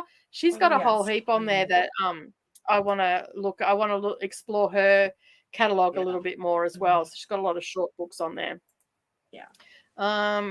Storm wrote a negative review once and got in an argument with the fan of the author. I was like, I'm allowed to have an opinion. Yeah, that's exactly right. You are allowed to have an opinion, but there are lots out there that think you shouldn't. I think fans are even worse than fans of authors are even worse than the authors themselves. Like, I don't think the author really needs you to gatekeep for them. I think they're okay. But anyway, takes all sorts to make the world go round. You could use a voice typer so you could talk about it. Yeah. The problem is the Australian accent.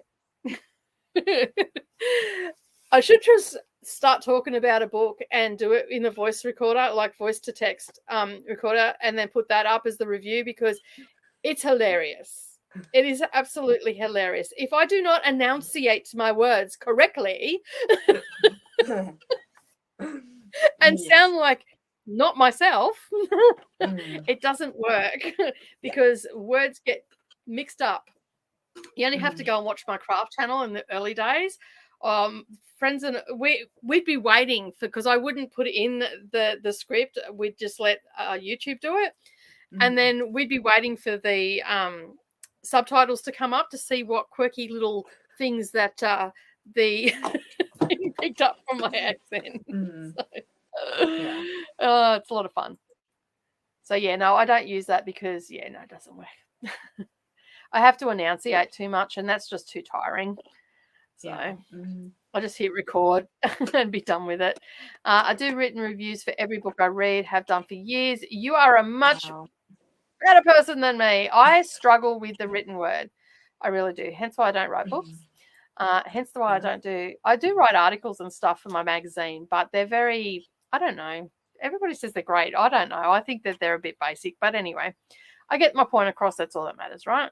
And so that was one of my goals this year, was to start writing reviews. So, yeah. And I'm still trying to find my place, like how I want to structure my reviews. But, yeah, I've done 3 this month, I think. I did one for... I may not have published it yet, but I think I did one for Big Little Lies, Longbright River. I definitely did one. And I've got a couple others that I'm working on that I haven't published yet. Because basically, as soon as I finish reading a book, I've just sort of trying to start writing it straight away so it's fresh in my memory. And I've just got it in a document, labeled what it is, and then I can go in and tweak it a little bit and make it a little bit better and all that sort of stuff. And then when I'm happy with it, I publish it. So, yeah. Where are we up to? This one here. Hi all, wrote a negative review because a cozy mystery was not cozy. The author responded and argued with me, but then said she would reclassify it to a mystery. Well, see, that's a good outcome. I mean, she could have not argued with you and, gone about it a different way. Like, yeah. But at least you got it reclassified because it wasn't a cozy mystery. I mean, if you're going to go into the cozy mystery world and you're going to argue the point, you want to be correct 100% because cozy mystery people are going to come at you. Yes. They know what a cozy is. I just gave a book like 2 stars because it was there's curse words and I was like, that's not exciting. I mean, it's a really popular cozy mystery series, but like there should not be curse words in this book. I'd like the same thing for romance. Like, if you say a book is romance, there's no happily ever after, the romance community is very angry. Reasonably enough, there's very high expectations for those things. But see, so she said it was a cozy, but it wasn't a cozy, so she reclassified it as a mystery. How much of a mystery was it, and did it have cozy elements? Because then you maybe could, say it was a cozy mystery, yes, but more to the mystery than cozy or something. But then it's hard. Like, I guess it's same as fantasy cozy, like that's always a bit iffy as well. I feel like there's like the definition there's a definition of what we define as a cozy mystery, like, but then there's like a cozy mystery, like, right, like there's books that have elements that are atmospheric and all that kind of stuff, but they don't fit into the definition of no cursing, no graphic content. Like, there might be a book might have elements that are cozy and are a mystery, but they're not like titled TM cozy mystery. Yeah, I agree, most definitely.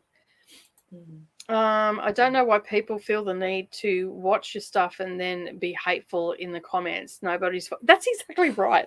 So this is where I went, well, okay, I've offended you because you've watched me. I did not come into your lounge room. I did not put myself there. That you actively clicked on it and put me there. So how about we do this? Block, see you later. You never have to look at my face again. If you're gonna hate and it has worked for my mental health. It works perfectly. And because, like, let's face it, the internet is a vicious place and everybody feels the need that they can say whatever they want and damn the consequences. So for my mental health, and someone that has a low self-esteem anyway and is super shy in real life, to have someone come at one's person, you just don't know how far you're going to tip them over the edge. So for my mental health, in the beginning with my craft channel, I just knew that is how I was going to cope with it. And that way, I mean, there's plenty of people out there that want to watch me, So. And I've never gotten a hate comment before, anything like that. But I'm like getting ready. Like, I'm like not in like a, but just like getting ready. Like, I'm trying to figure out how I'm gonna respond. Like, I'm gonna immediately delete it and block the person, and that would be like the best. I think that would be the best. I've been thinking about that because I'm like, this is gonna happen and it's gonna be upsetting, and how am I gonna deal with it? Because I don't want a bad response towards that person or towards myself about it. Like, I don't want to internalize some random person's opinion. It doesn't matter. It almost comes down to just don't make eye contact. Don't make eye contact with them, and then they can't argue with you. That's the plan. Yeah, and that's the thing. Like, you just can't get into it as much as it's hurtful and you want to respond. You just have to pull away and go, this is not about me. This is about this person. And as I said, that first person that left that comment about not wanting to watch me or listen to me or anything like that, I just thought to myself, you must be such a delight to be around. Your family must just love being around you. And I thought it to myself. I didn't say it to anybody, and I just went off. Yeah. But in saying that, I haven't had any negative comments here on, well, not that I would deem negative comments here on BookTube. Craft, I don't know, some of those crafting ladies, they get a bit vicious. Oh, we've lost Tina. She's back. Yes, back. Right. Yep. I don't know what happened then. I don't know. Same thing that it did to me, just booted you out. I find some crafty people to be a little bit vicious at times, but here on BookTube, I haven't had that problem. So, but I agree, Storm. You're not forcing them. See, I don't believe in arguing about my opinion, so I wouldn't even go back and forth with an author. Yeah, I wouldn't either. I would just go, that's your opinion. Yeah, this is my opinion, and see you later. Yeah. The main character's wife hook up with the shark expert. Bad. Ooh, I'm glad I never read it. That's in Jaws. Oh my god. Why would you put in a romance scene in a book that is all about ripping people to shreds? Like, what was he thinking? He obviously had one too many scotches that night when he was writing. We'll just put this in and see what happens. Oh my god.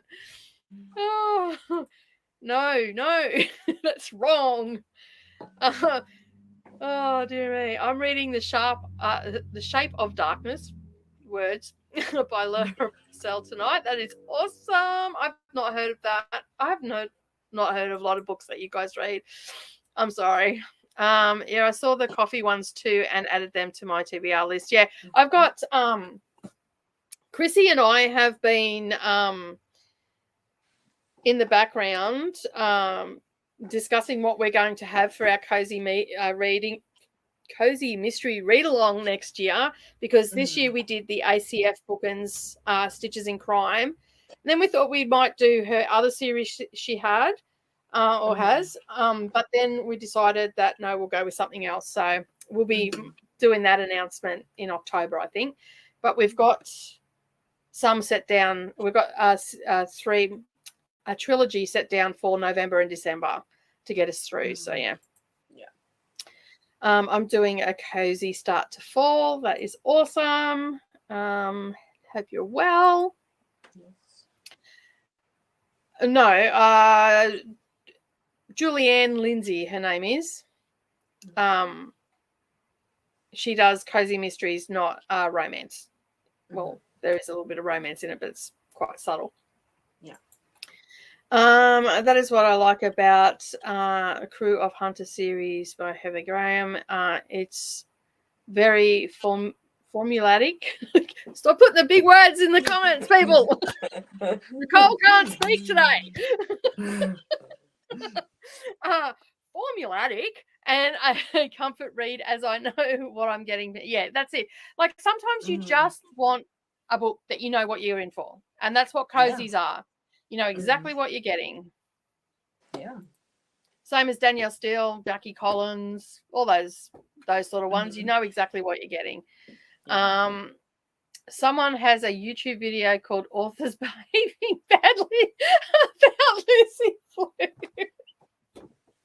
See, this is the thing too. Like, as an author, like, or even anybody, you not want to go in and attack people, because there's going to be people with a camera. Yeah. It's just going to make it worse. There are so many authors that I've heard of doing this, like, not only attacking the people that don't like their books, but having their fans attack those people.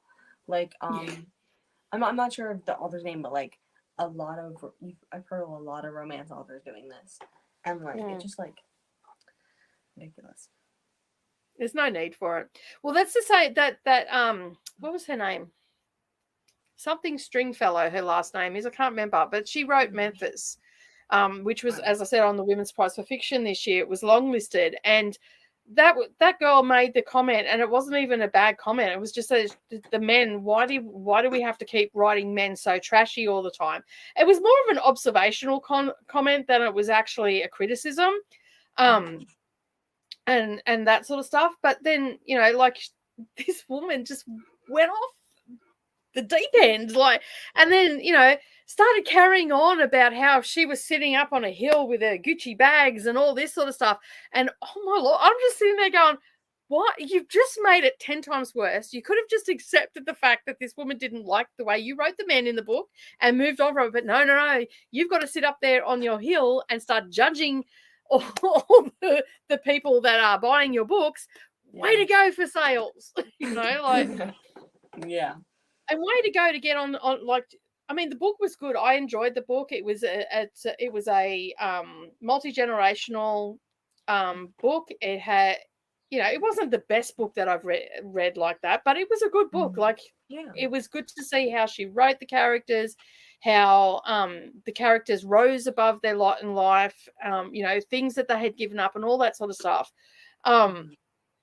And I really enjoyed it, but I didn't enjoy the fact that, you know, I felt like I couldn't talk about the book because she'd behaved badly, and then people were going to come at me because I liked the book. I don't necessarily like the author, but the book was okay. You know, I didn't approve of the way she carried on and all the rest of it. She was just being a twit, in my opinion. But, you know, what would I know? I just read books. So yeah. Julianne, Lindsay, I think that putting yourself out on YouTube and then like takes a lot of cuts.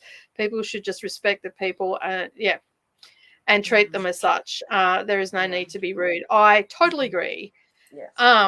So what makes a cozy for me? It's, I think Tina covered this before. There's no swearing in it. There's no real heavy romance in it. It's a subtle romance, closed door, whatever you want to call it. Generally, they're under 250 pages. For me, I like a cozy mysteries. So basically, there's a murder and then there's an amateur sleuth that goes off and gets himself in all sorts of trouble trying to solve it. And then we have a resolution at the end. But it's usually sweet. You know, yeah. The best wholesome is like, yes. The best I can is like Gilmore Girls, but like Lorelai is solving murder mysteries in like a fun way, not in like a scary way. That's like what it is.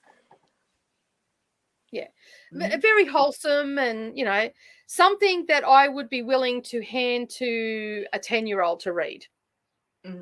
Yeah. Because I know that there's not going to be any sex scenes in it. There's not going, you know, there's definitely no swearing in it. There's definitely, you know, not all cozies I would hand to a 10-year-old, but majority of them, you know, like if that's what they're into, an advanced 10-year-old, 11-year-old, they could read it without me worrying that they were going to come across anything untoward or above them understanding and all that sort of stuff. That is probably the best way I can describe it. The only thing I think could like for the definition, because that could be inappropriate for a 10-year-old, would be like kind of emotionally deep kind of topics that might be brought up within the murder, like the Amish Candy Shop series. It deals with like the morals of the Amish and like people leaving the Amish and how difficult that is and getting judged. So like that, like those emotional elements might be difficult for. That might be the only thing that would make it like an adult book. Or like a book for the See, I had a 10-year-old that would have been able to cope with those topics, and for me as a parent, I would be happy to talk about those topics, because of, you know, the way I've raised my kids. You know, there are no questions that are off the table. Obviously, I will, you know, age appropriate, and stuff like that, explain it. But that for me, like in the Stitches of Crime series, there's been a lot of topics from transgender to smuggling organs and all that sort of stuff, all heavy topics, but just touched on lightly enough to start the conversation with, you know, your middle grade and up. Like some things, no, off the table altogether, but it'd be enough to start a conversation for sure.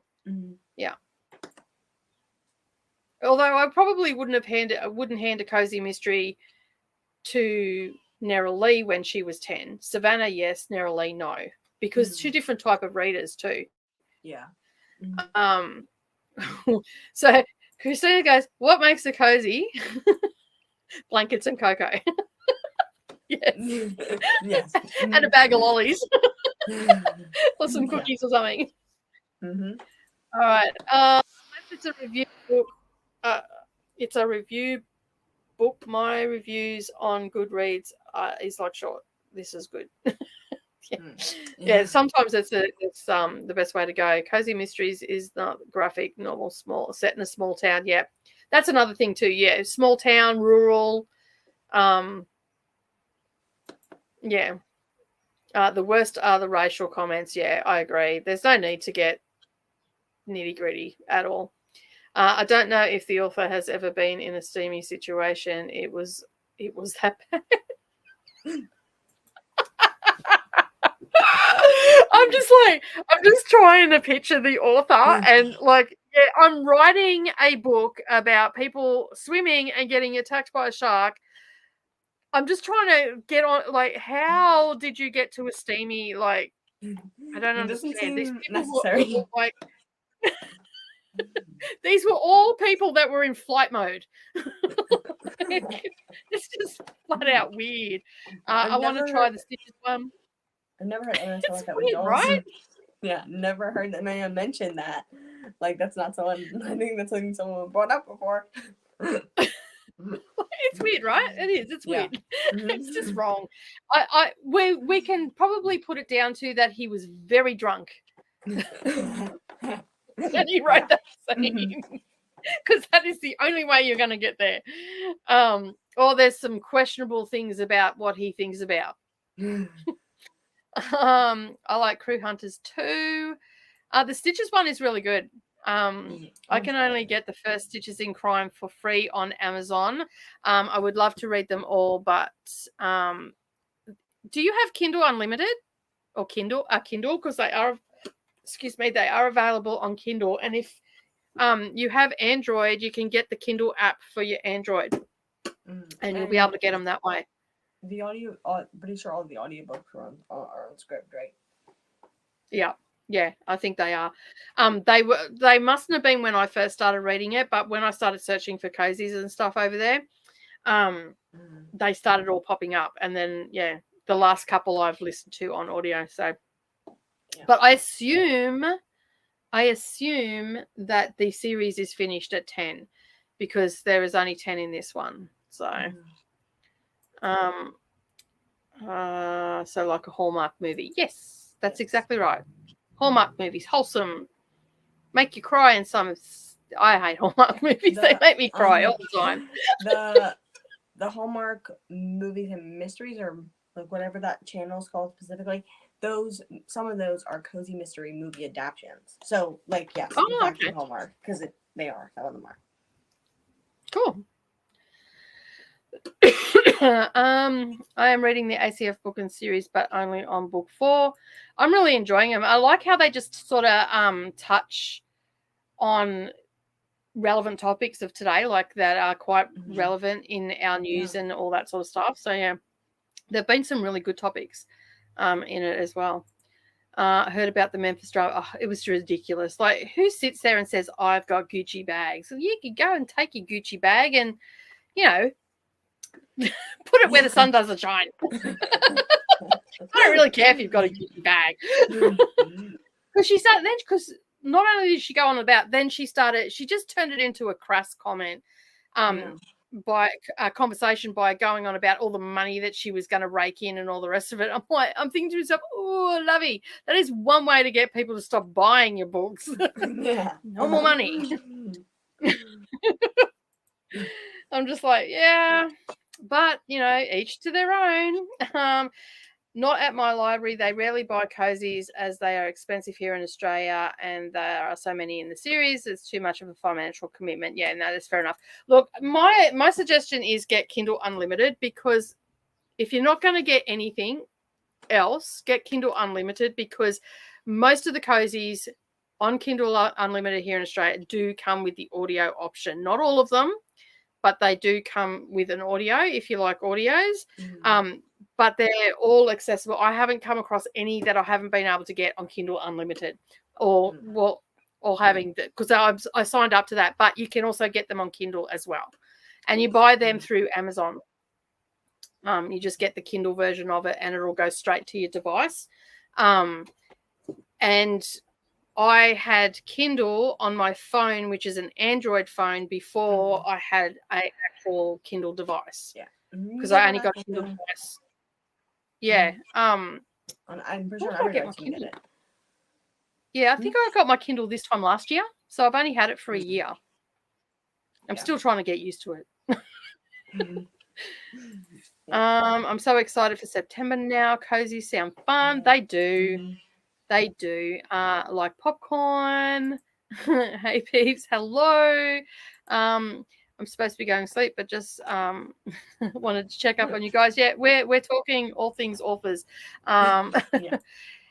Any sprints left? Yes, we're still going. What's the time? We're about to go for an hour sprint in just a moment because I need to have lunch. Otherwise, I'll start getting the shakes.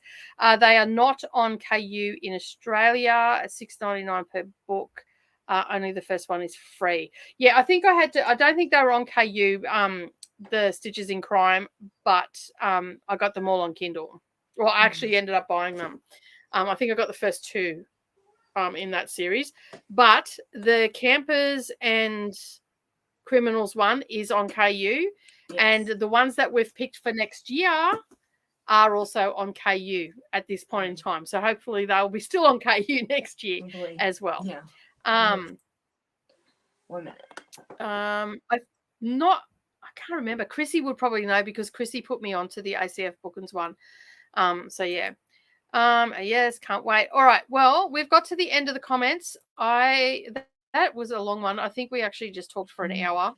We did. So we're going to go for an hour sprint. I know that some of you will pop off now, so I just want to say thank you very much for joining. I really appreciate you all being here, and I hope that you all have a great night's sleep. And for those that are sticking around, we'll be back in an hour's time. Tina, you sticking around? Yep. Yes. Cool. I think you're normally here for my or my second to last or something like that. But yeah. Yep. Cool. No worries. All right. Well, I will see everybody in an hour, and Tina will also be here. Good night, Storm. I know that you're usually one that pops off, and also Courtney. Good night. And anybody else that's popping off, good night. We'll see you again on Monday. Yes. All right. Let me get this sorted. Let me just go back. Yeah, we went into our second break. Oops. Oops. All right. All right, that is. Oh, hang on. I've just got to get that to go to 60. All right, I'll get with it in a moment. All right, we'll see everybody in an hour. Happy reading, everybody. Happy reading.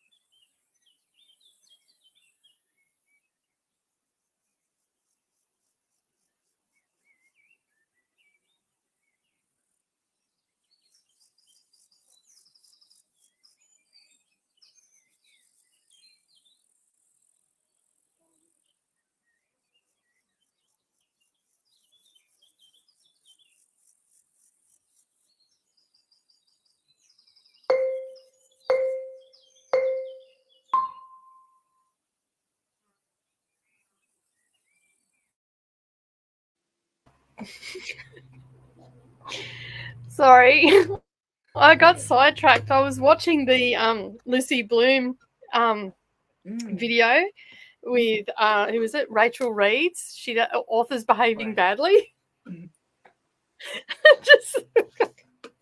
She's just like, yeah, you have to watch it. It's so funny.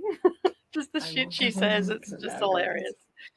Oh, gave me a good giggle. Anyway, I'm nearly finished it, and I'm just like,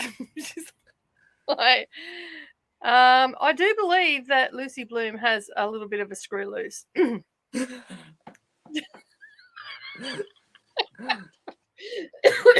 Like attacking people for, yeah. But basically, yeah. Just if you haven't gone and watched it, go watch it in the next sprint. Yes. It's I'll leave the link for you down below. This was from 4 months ago. This isn't even recent, so I'm not too sure which one Chris is talking about. But this is the video that I just watched. It was the first one that came up. It was the one that Storm commented and said there was a video. Authors behaving badly. I've never seen this girl before. Reads with Rachel, her channel's called.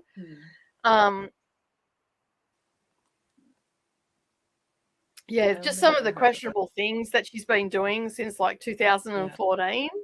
That not only in the author space, but also in like workspace as well. Like some of the questionable things that she's done with getting money for a charity and whatnot. It's just like, oh my goodness. Yeah. And like, yeah. People telling people to fuck off and everything. Like, just like, say that. Like, yeah, just, and like she shows it all on screen. Like she's got all the screenshots and everything. She puts it up on there so you can see where she's written it. And yeah. But she's writing one thing. She's like, authors just need to stay out of the review space because it's not there for authors. It's there for fellow readers. It's not for anything but other people to find books that they're going to like. But telling people to fuck off, oh my, it just cracked me up. Oh, that was funny. Yeah, so I ate lunch and watched that. It's a 40-minute video. She has a lot to say about it. Wow. Yeah. I sped it up to 1.75, which probably made it even a little bit funnier because But yeah. Where were we up to? So how'd you go in your sprint? We know how I went. I finished the Hating Game, 5 stars. And I started Cat About Town, I think. Let me check. Hold on. Yes, Cat About Town by Kate Conti. I don't know. Not gonna work. But I don't know how to say the other name. But it's a cozy mystery about a cat. I think about like a cat cafe maybe. I'll find out. I think it's set on a shore, so that's for that prompt. And got 15% into that. Cool. Awesome. And how's your crochet going? Did you get any more done on that? Yes. I've gotten like a third done with, like, I've gotten this much rib done so far of the torso, but like still have heaps to go. But still, you made good progress. Because it was only this big when you started, so awesome. All right, where were we up to in the comments? Storm and Courtney both said good night, so they're long gone, no doubt. And Amal got to chapter 5 of The Rebound. I've seen this comment as I was eating lunch and cracked up laughing as well. Just search Cozy Mystery on KU and there are 400 pages of results that could be added. It's all nice. Yeah. May the force be with you. You'll be there for a while. May I suggest, though, creating a wish list for your cozies. So the ones that really appeal to you, I actually have 3. I have one that's Kindle Unlimited, one that is Kindle, and then one that really appeal to me. And then that way you won't have to keep searching through them. You can just go to your wish list, Jane, and then that way you will have them all at the touch of your finger. And yeah, so that'll make it nice and easy for you. I went looking to find out what we're going to be reading, but I have to talk to Chrissy because I can't find it, and I don't remember where we were texting at each other or whether we just talked about it. I don't know, so I'll have to find it. Listening to Next Door by Blake Pierce. He, she, they are a good writer because no one knows who the author is. You can't find any pictures of them or anything like that. So it makes it very hard to know. And there is speculation that it's several different authors because there's so many different series and all that sort of stuff. So like a group of authors that are writing under the one, was it pen name? Chapter 2. Awesome. Annie read 24% and started making kitchen curtains, ironed, measured, cut the fabric, and pinned the casing. Awesome. Just making a simple valance. That's awesome. The comment is there for that video that I was just watching. It's well worth the giggle. Like, I could just see it playing out. Like, yeah. Read another chapter and planned out a few projects that I need to get done before school in September with hubby. Awesome. I had lunch and now I feel like a nap. But to be fair, I've been up since 4:30. So got 18 pages done in my buddy read and I'm caught up for now. Got 31 pages read when the lights go out and updated my planner. All very productive indeed. Glad you liked it. It was hilarious. Like the way the girl was explaining it, because she's putting in her commentary about, why authors shouldn't do this. That is just hilarious. Like, and she must have done a TikTok ages ago where she says authors should stop searching themselves, and she's like this and the words come up and she just keeps inserting that in, which adds to the experience. Amal, go up to page 73, The Silent Wife by Karen Slaughter. That is another author that I have multiple books on my shelf and not read, but to be fair, I've only got them in the last couple of months from Bob the Booker. So it's about midnight here, so I'm heading off to bed. I kind of miss staying up with you. Leaving the TV on for the watch time. Thank you very much. Appreciate it. Thank you for the sprints, and your jumper is looking really good. We call sweaters jumpers here. So yeah, that's why I keep saying jumper. We don't use I don't even think we use the word sweater. I can't place it in our everyday vernacular, and we don't even call sweatpants. We call them tracksuit pants. So I guess for us, like tracksuits have a different, like the gym ones with the stripes. That would be tracksuits. Okay. And then jumpers are like pants and shirt connected, like as like a one piece, like an adult long sleeve. That's a jumpsuit. Long pants. Yeah. We just call them jumpers. Yeah. There you go. And yeah, Tina's saying it's looking really good. Good night, peeps. Thanks for the sprints. No worries. Thanks for joining, Amal. Appreciate you being here. That is the one I did a while ago. I have a KU wish list and added the first series to it. Adding new ones to it now. Though I still have about 10 series that I should finish before starting new ones. Yeah. You just start it. The way I look at it is if I finish a series, I finish a series. If I don't, I don't. Doesn't matter. But there's just so much out there to read. And if I need to read all the series and only read one or two of them, then that's okay too. Yeah. Eventually I might get to them. And if I don't, and that just means that I've always got something to read too. I didn't respond to the writer who sent me the negative comment. Layleen Paul, who wrote Pod, left a very positive reaction to my review of the book. So not all authors are nutters. And exactly what I said before, that once your book is out in the public forum, you have no say over it anymore. Yeah. What other people's opinions are of your book is of no concern to you. And obviously, some authors play by that rule, but obviously some think it's their God-given right to go and abuse people and make people like. She even had other people commenting about mental health and all sorts of stuff. Like, what are you doing? Yeah. It's just you shouldn't be attacking people. One, what happens if that person is, has mental illness and they are on the edge, and then that person goes at them? Like, and Lucy Bloom should be more aware of it than anyone because of the realm that she's in here in Australia, because I know who she is now. She knows one person, I can't even think of her name now, but she knows one person that actually did commit suicide from a negative comment that was posted on Twitter that was quite well famous here. And so she should know, of all people, how temperamental people's psyche is, and you shouldn't get on there and do that sort of stuff. As Mum said, if you've got nothing nice to say nothing at all. Yeah. You might bite holes in your tongue as you're walking away, but still say nothing at all. Yeah. Good night, Annie. Thank you so much for joining. I really do appreciate you being here and hanging out with us.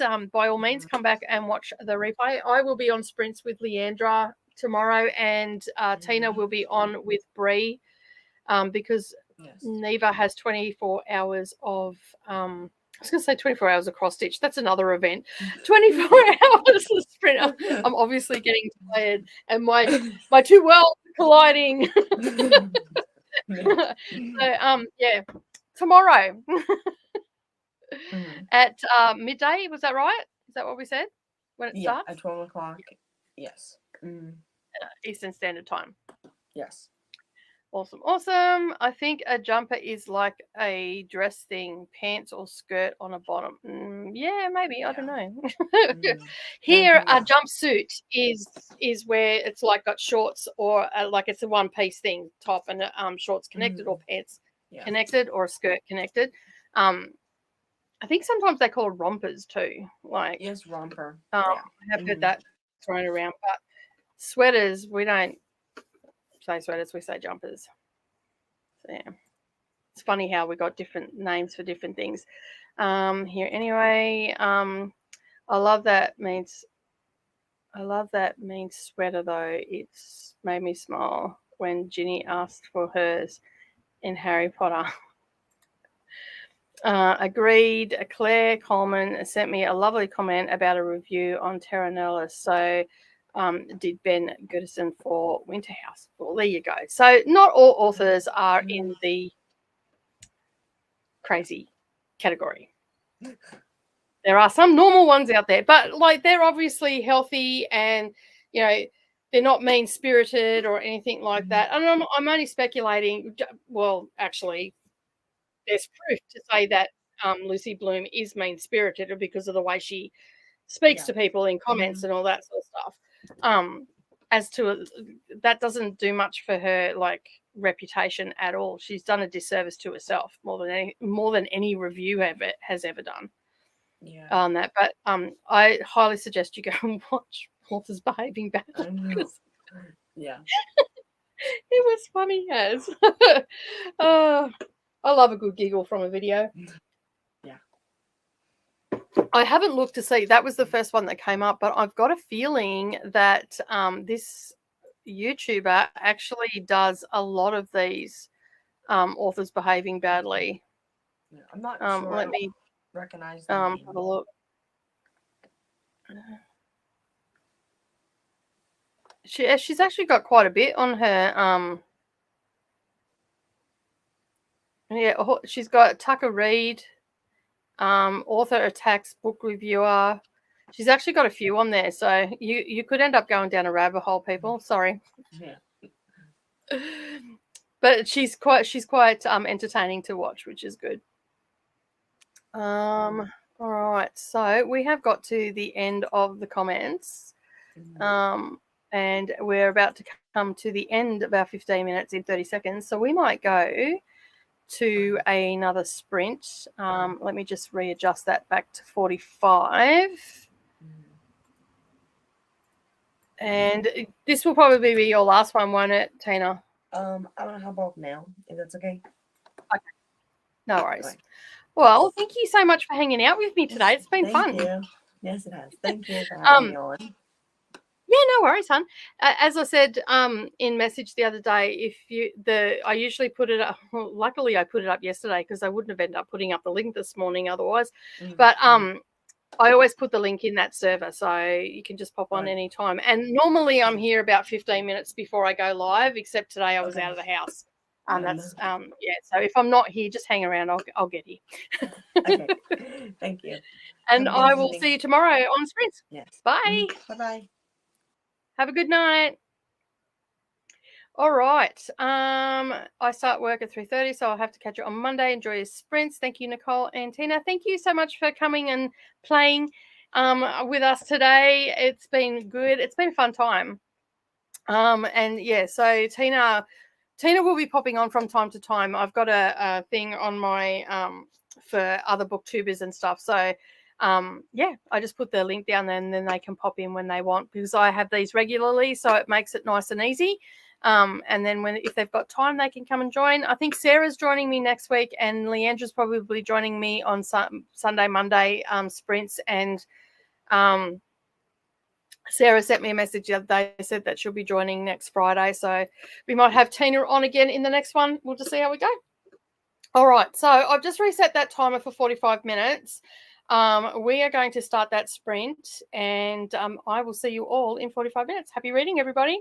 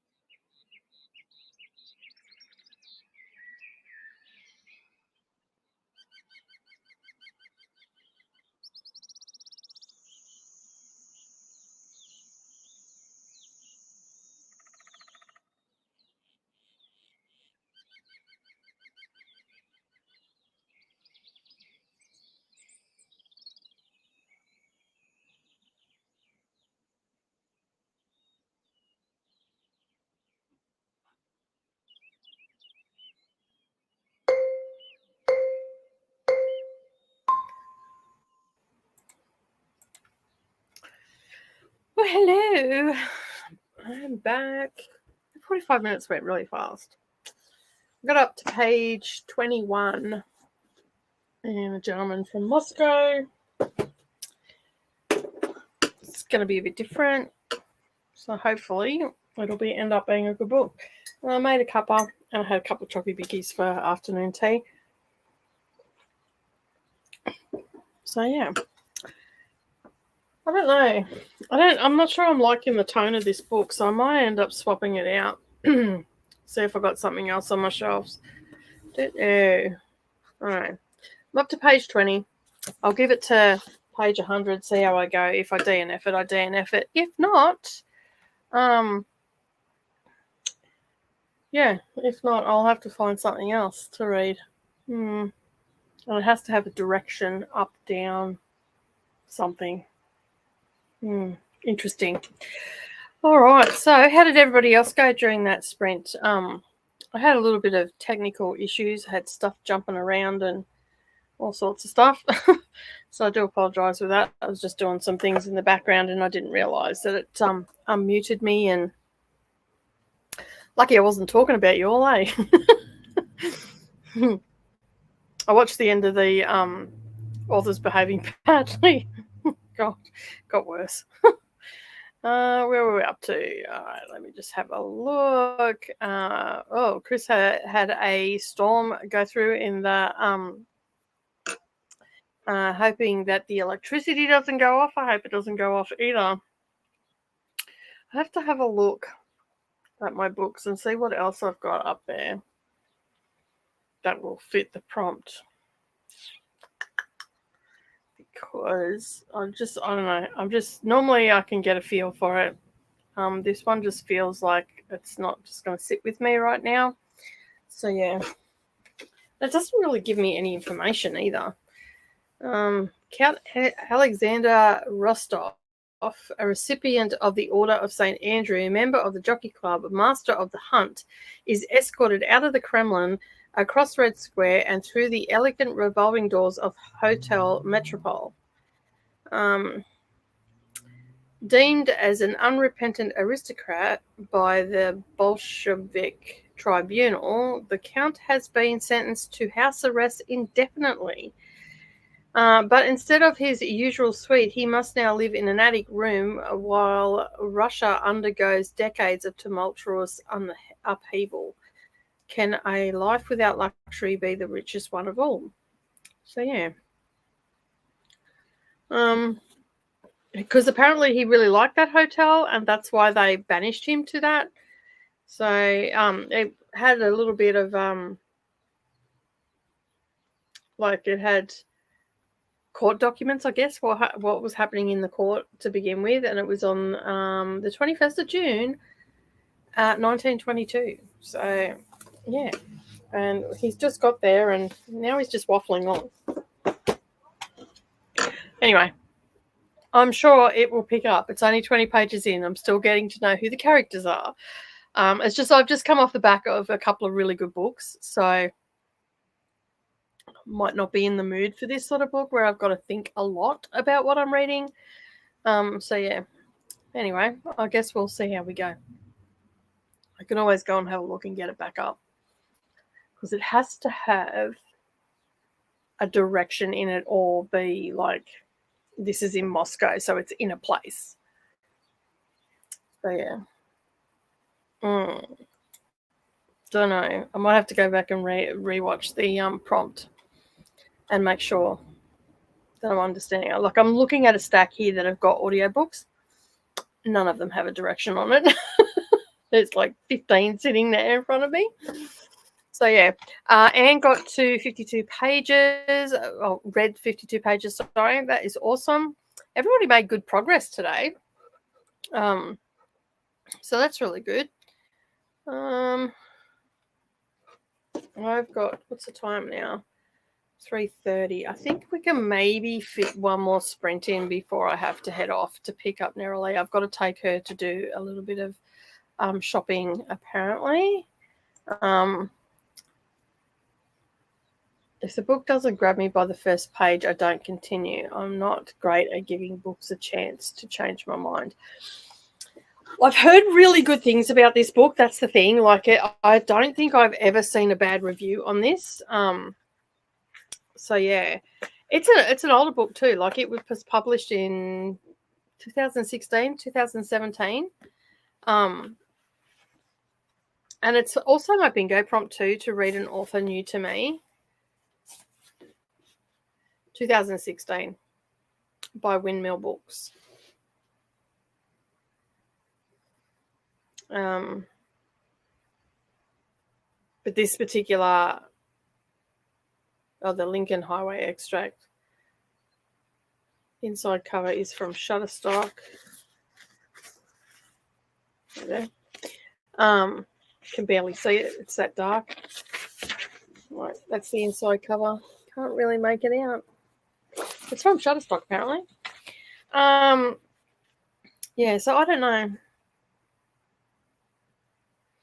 I guess I struggle sometimes with books that, like, it's not that I don't read them or I don't like them, but I struggle with books where someone is under house arrest, where they're not allowed to leave. And it's also set in Russia, and Russia has just got I've just got a foul taste in my mouth about anything about Russia right now. But it might be interesting. I don't know. Just yeah, he had his suite and everything. Like, he's just been sentenced to go, and the guards have taken him back to the hotel, and he went to go into his suite where all his stuff is, and they basically went, no, you're not going there, and they've taken him upstairs to the attic room, and apparently it's only got a window, which doesn't make sense because it says that it has a window the size of a chessboard. Even on Goodreads it said that. It doesn't say it on this. But the front cover, he's like at a big window. Like, so I don't understand. Be interesting. And there was a footnote here too that I didn't quite understand why that was there either. As far as I know, it is a fiction. It's not a non-fiction or anything. But I guess time will tell. A fiction, yeah.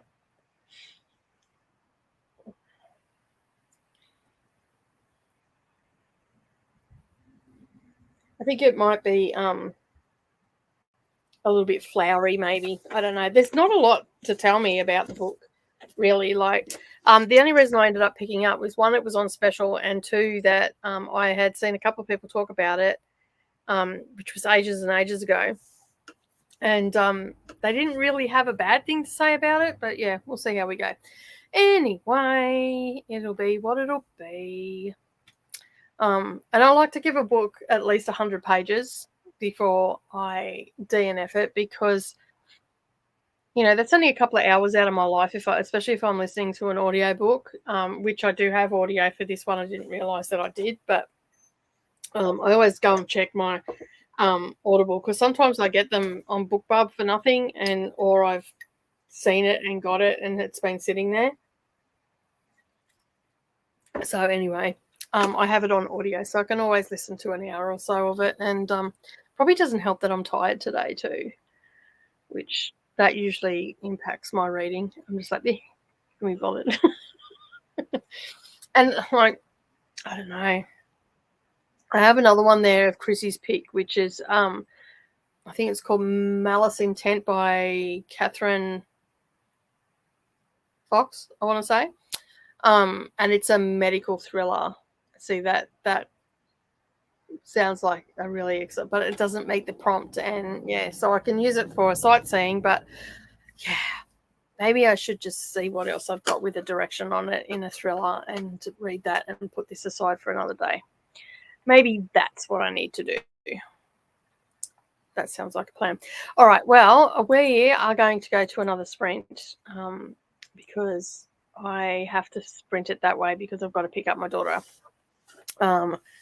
in half an hour, so that will give me plenty of time to come back, finish up, and then she can get changed and we'll go off and do what we need to do. So this will be the last sprint that we have. And then when I come back, we'll just wrap it all up.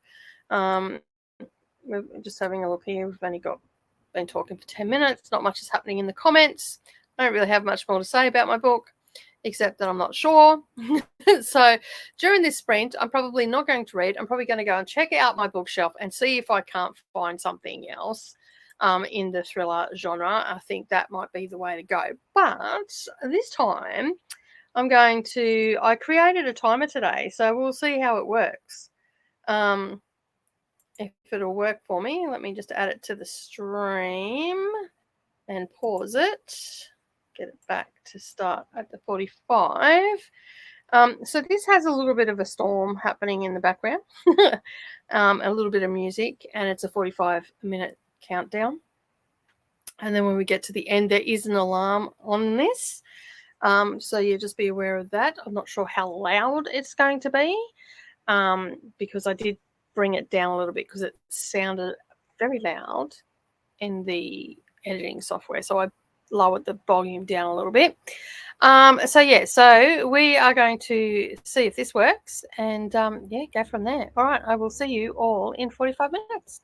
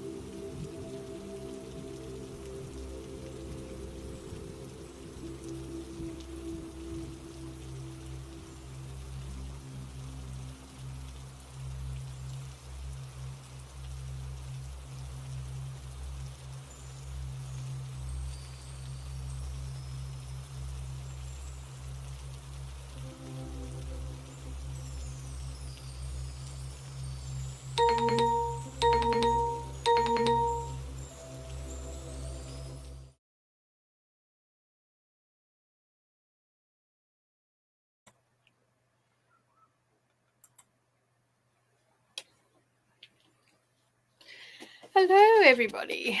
How did we all go during that sprint? Let me just see if I can't get this one here. Add that to the stream, and then that way we can keep a track of it all. There we go. That looks pretty good. All right. So, yeah, I decided not to read Gentleman in Moscow. I ended up going and finding a book with a direction on it, which is across. I checked it with the group, and it's okay. It looks like it's grey, but it's actually blue. It's a very odd looking blue, but anyway, it's a blue book, and it's an Australian author too, and it's set in Australia, so even better. Fits the goal for this year of reading more Australian books. This has moved a little bit. Let me just fix that up a bit. There we go. So yeah, so I just wasn't getting the vibe with the. I will still read it, but I just wasn't feeling it right now. And as I said, that's because I've come off the back of a couple of really good books that I've read in the last couple of days, last couple of weeks. So yeah, so I thought, I'll just read something that is quick. This has only got 350 pages in it. It's pretty huge font. I'm already up to page 20. I don't have a bookmark though. Electricity bill looks like a good one. So yeah, so I will probably finish this off. It's on audio on Scribd as well, so I can keep working and all that sort of stuff. So yeah, all right. Now let me see where we were up to. I think Chris was saying if a book doesn't grab, yeah, and that's how I was feeling with that book. So I'm glad that I went and had a look. I found actually a couple of I've been just. Any books that I've found on audio on Scribd or in the library, I've been putting on a pile off my physical TBR. So I didn't want to have to buy another book. So I was pretty happy that I found something off the old bookshelf. I don't want to use that because I'll end up losing it. Let me just see. Here's paper. That'll do. So I'm pretty happy about that. And then I found a Mary Higgins Clark one on Scribd as well that I had on my shelf. So I stuck that on the pile. So that pile has now grown 2, 4, 6, 8, 10, 12, 14, 16, 18 books that I should be able to get through. Although I was going to do them all next month, but I'm going to also I'm going to do Shorty September instead. And so yeah, I just have to deem what I think 250 pages under, I think will be, or 200 pages and under would be a short book to me. So I've got a ton of audios. I've got a ton on Kindle as well. And I'm pretty sure I've got a few novellas and stuff in Scribd as well. So in ebook and in audiobook. So I'm going to try and get as many of them done as I can. And get them off my TBR, which will be good. I don't really care about my digital TBR because it's not a physical thing. So I don't care if I've got a ton of them because I can always get back to them. My physical one, however, I have to make room because I've got my Advent box has already arrived, and I got notification that my diamond painting Advent is on its way. And I think I've only got 2 more payments left on my stitching one as well. So all the Advents are starting to come in. And so I'm trying to get as much, because not only do I have the TBR that you guys see in the background when I'm filming over on my couch, I also have a bookshelf that's behind my door, as tall as my door, full of books. There's one shelf that is actually books that I've already read, but in front of that there is a stack of to be read books as well. So most of my books that I have unhauled have left the premises with Savannah. I have another box full here for Chrissy as well, which I still haven't got to the post office to send off. I just keep forgetting about it. I have to put it up on the bench. I keep moving it to work and then I forget about it. So I'll get that off to her. I've got to go down to the post office on Monday morning. So yeah, I'll get that off to her then. And so I'm trying to pull books off my physical TBR, and if I can find an audiobook with them, well, that's great, because that means then I can start reading it at night or in the morning and then continue listening on during the day. But I don't want to buy books from Audible to read it. So so I'm just looking for books that are on Scribd or in the library. So I'm double checking over that. So yeah. Chrissy says, "Oh, gee, it's been a busy day with the kids. Or been with the kids all day, but finished The Gilded Ones and also started The Book of Longings, also an awesome book, which I just got on Audible so I can get through it over the weekend. I've got 3.5 books to go on the August TBR. I can do this. We still got, 25th? You still got 6 days. So I have only got 2 left from all of yours, Chrissy. I have Hades.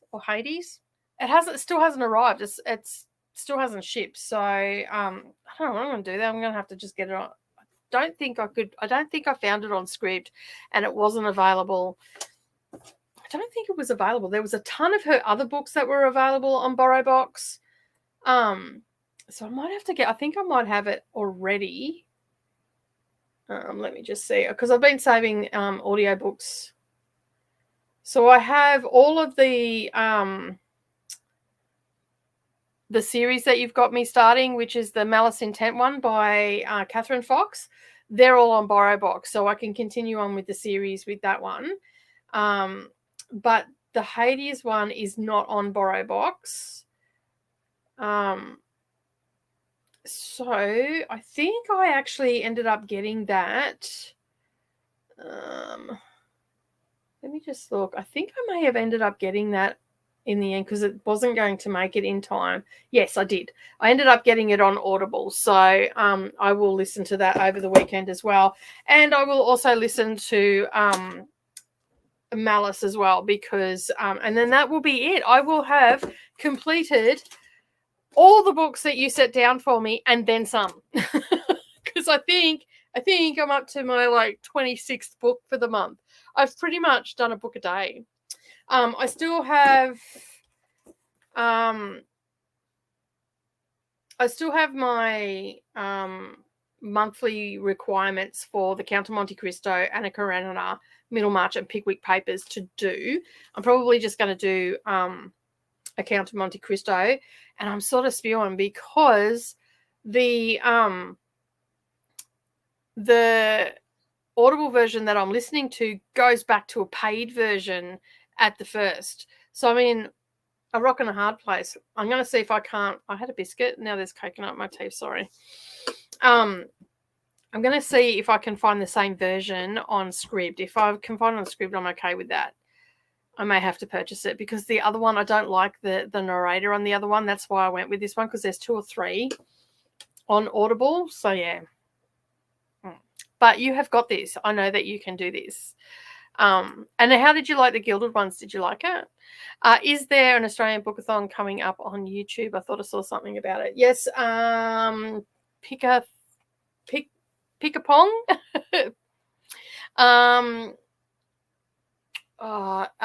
Crystal from Bon Reviews. Hang on a second. I will just find her channel and I will put it up there for you. Give me 2 seconds. Bon Reviews, I think it is. Let me just see. Reviews. I think that's it. It'll come up with something. Surely.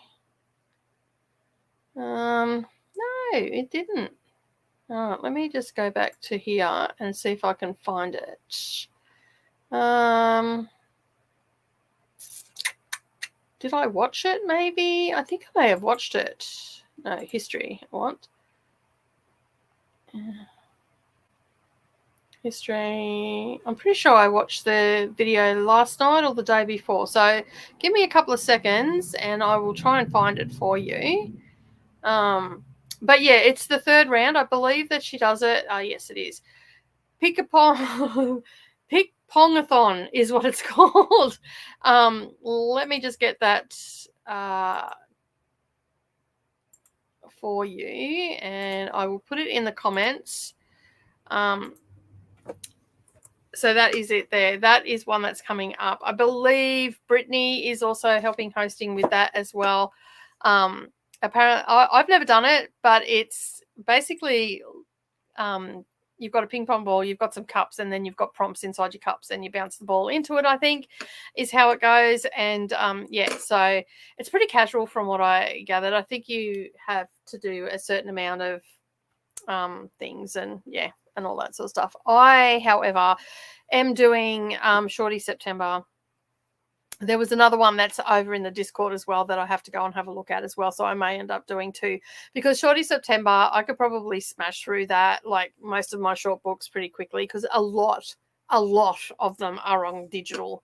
I don't have a lot of short books here. So, and of course, you know, the ACF Bookins one that I'm reading at the beginning of the month, each month, that will also qualify for Shorty September as well.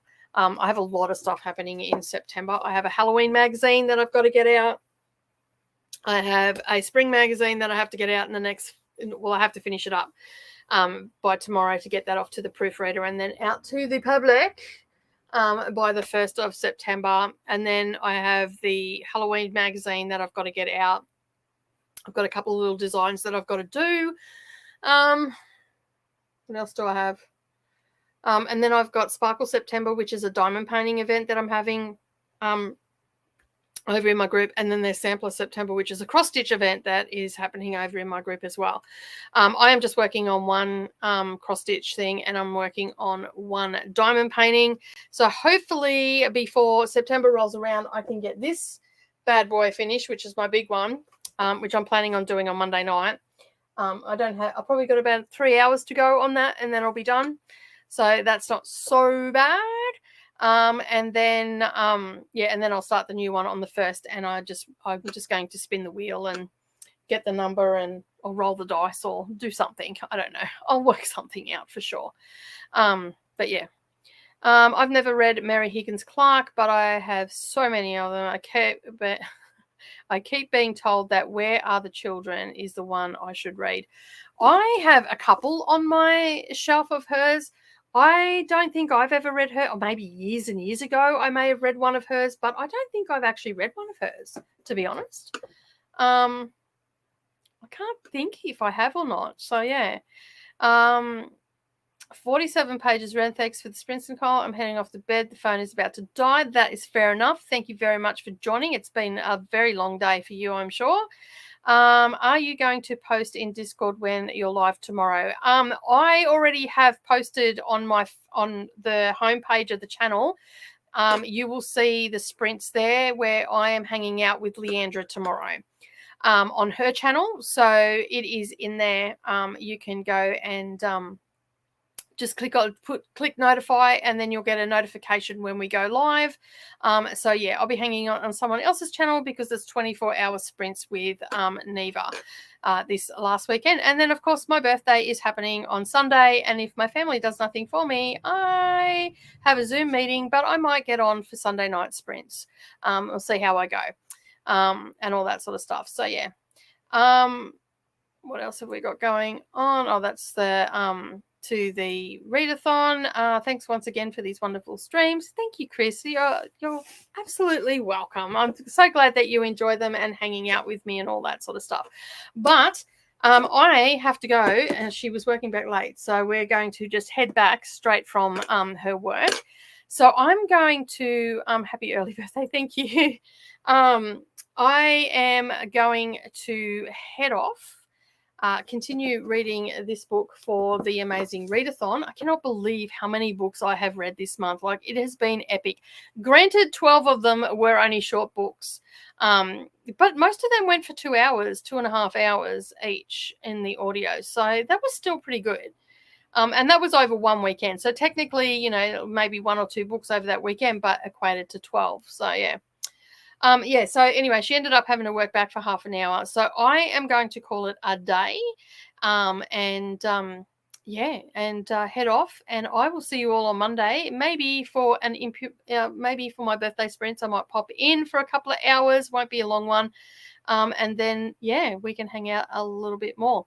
But that is it from me today. Have a wonderful day, everybody. Thank you so much for hanging out with me. I really do appreciate each and every one of you that come in and join in the fun. Don't forget to give me a thumbs up and go and check out Tina's channel if you haven't checked that out. All the information is down underneath this video. And anything else that I've talked about today, whether it be sprints coming up, that go to the homepage of the channel, they are all listed there for the month of September as well, and any other channels that I'm appearing on. And of course, we also have all the relevant information to Discord and all of that sort of stuff down underneath this video, including Amazon links and all that sort of stuff. But have a fabulous day, everybody, and I will see you all again soon. Bye for now.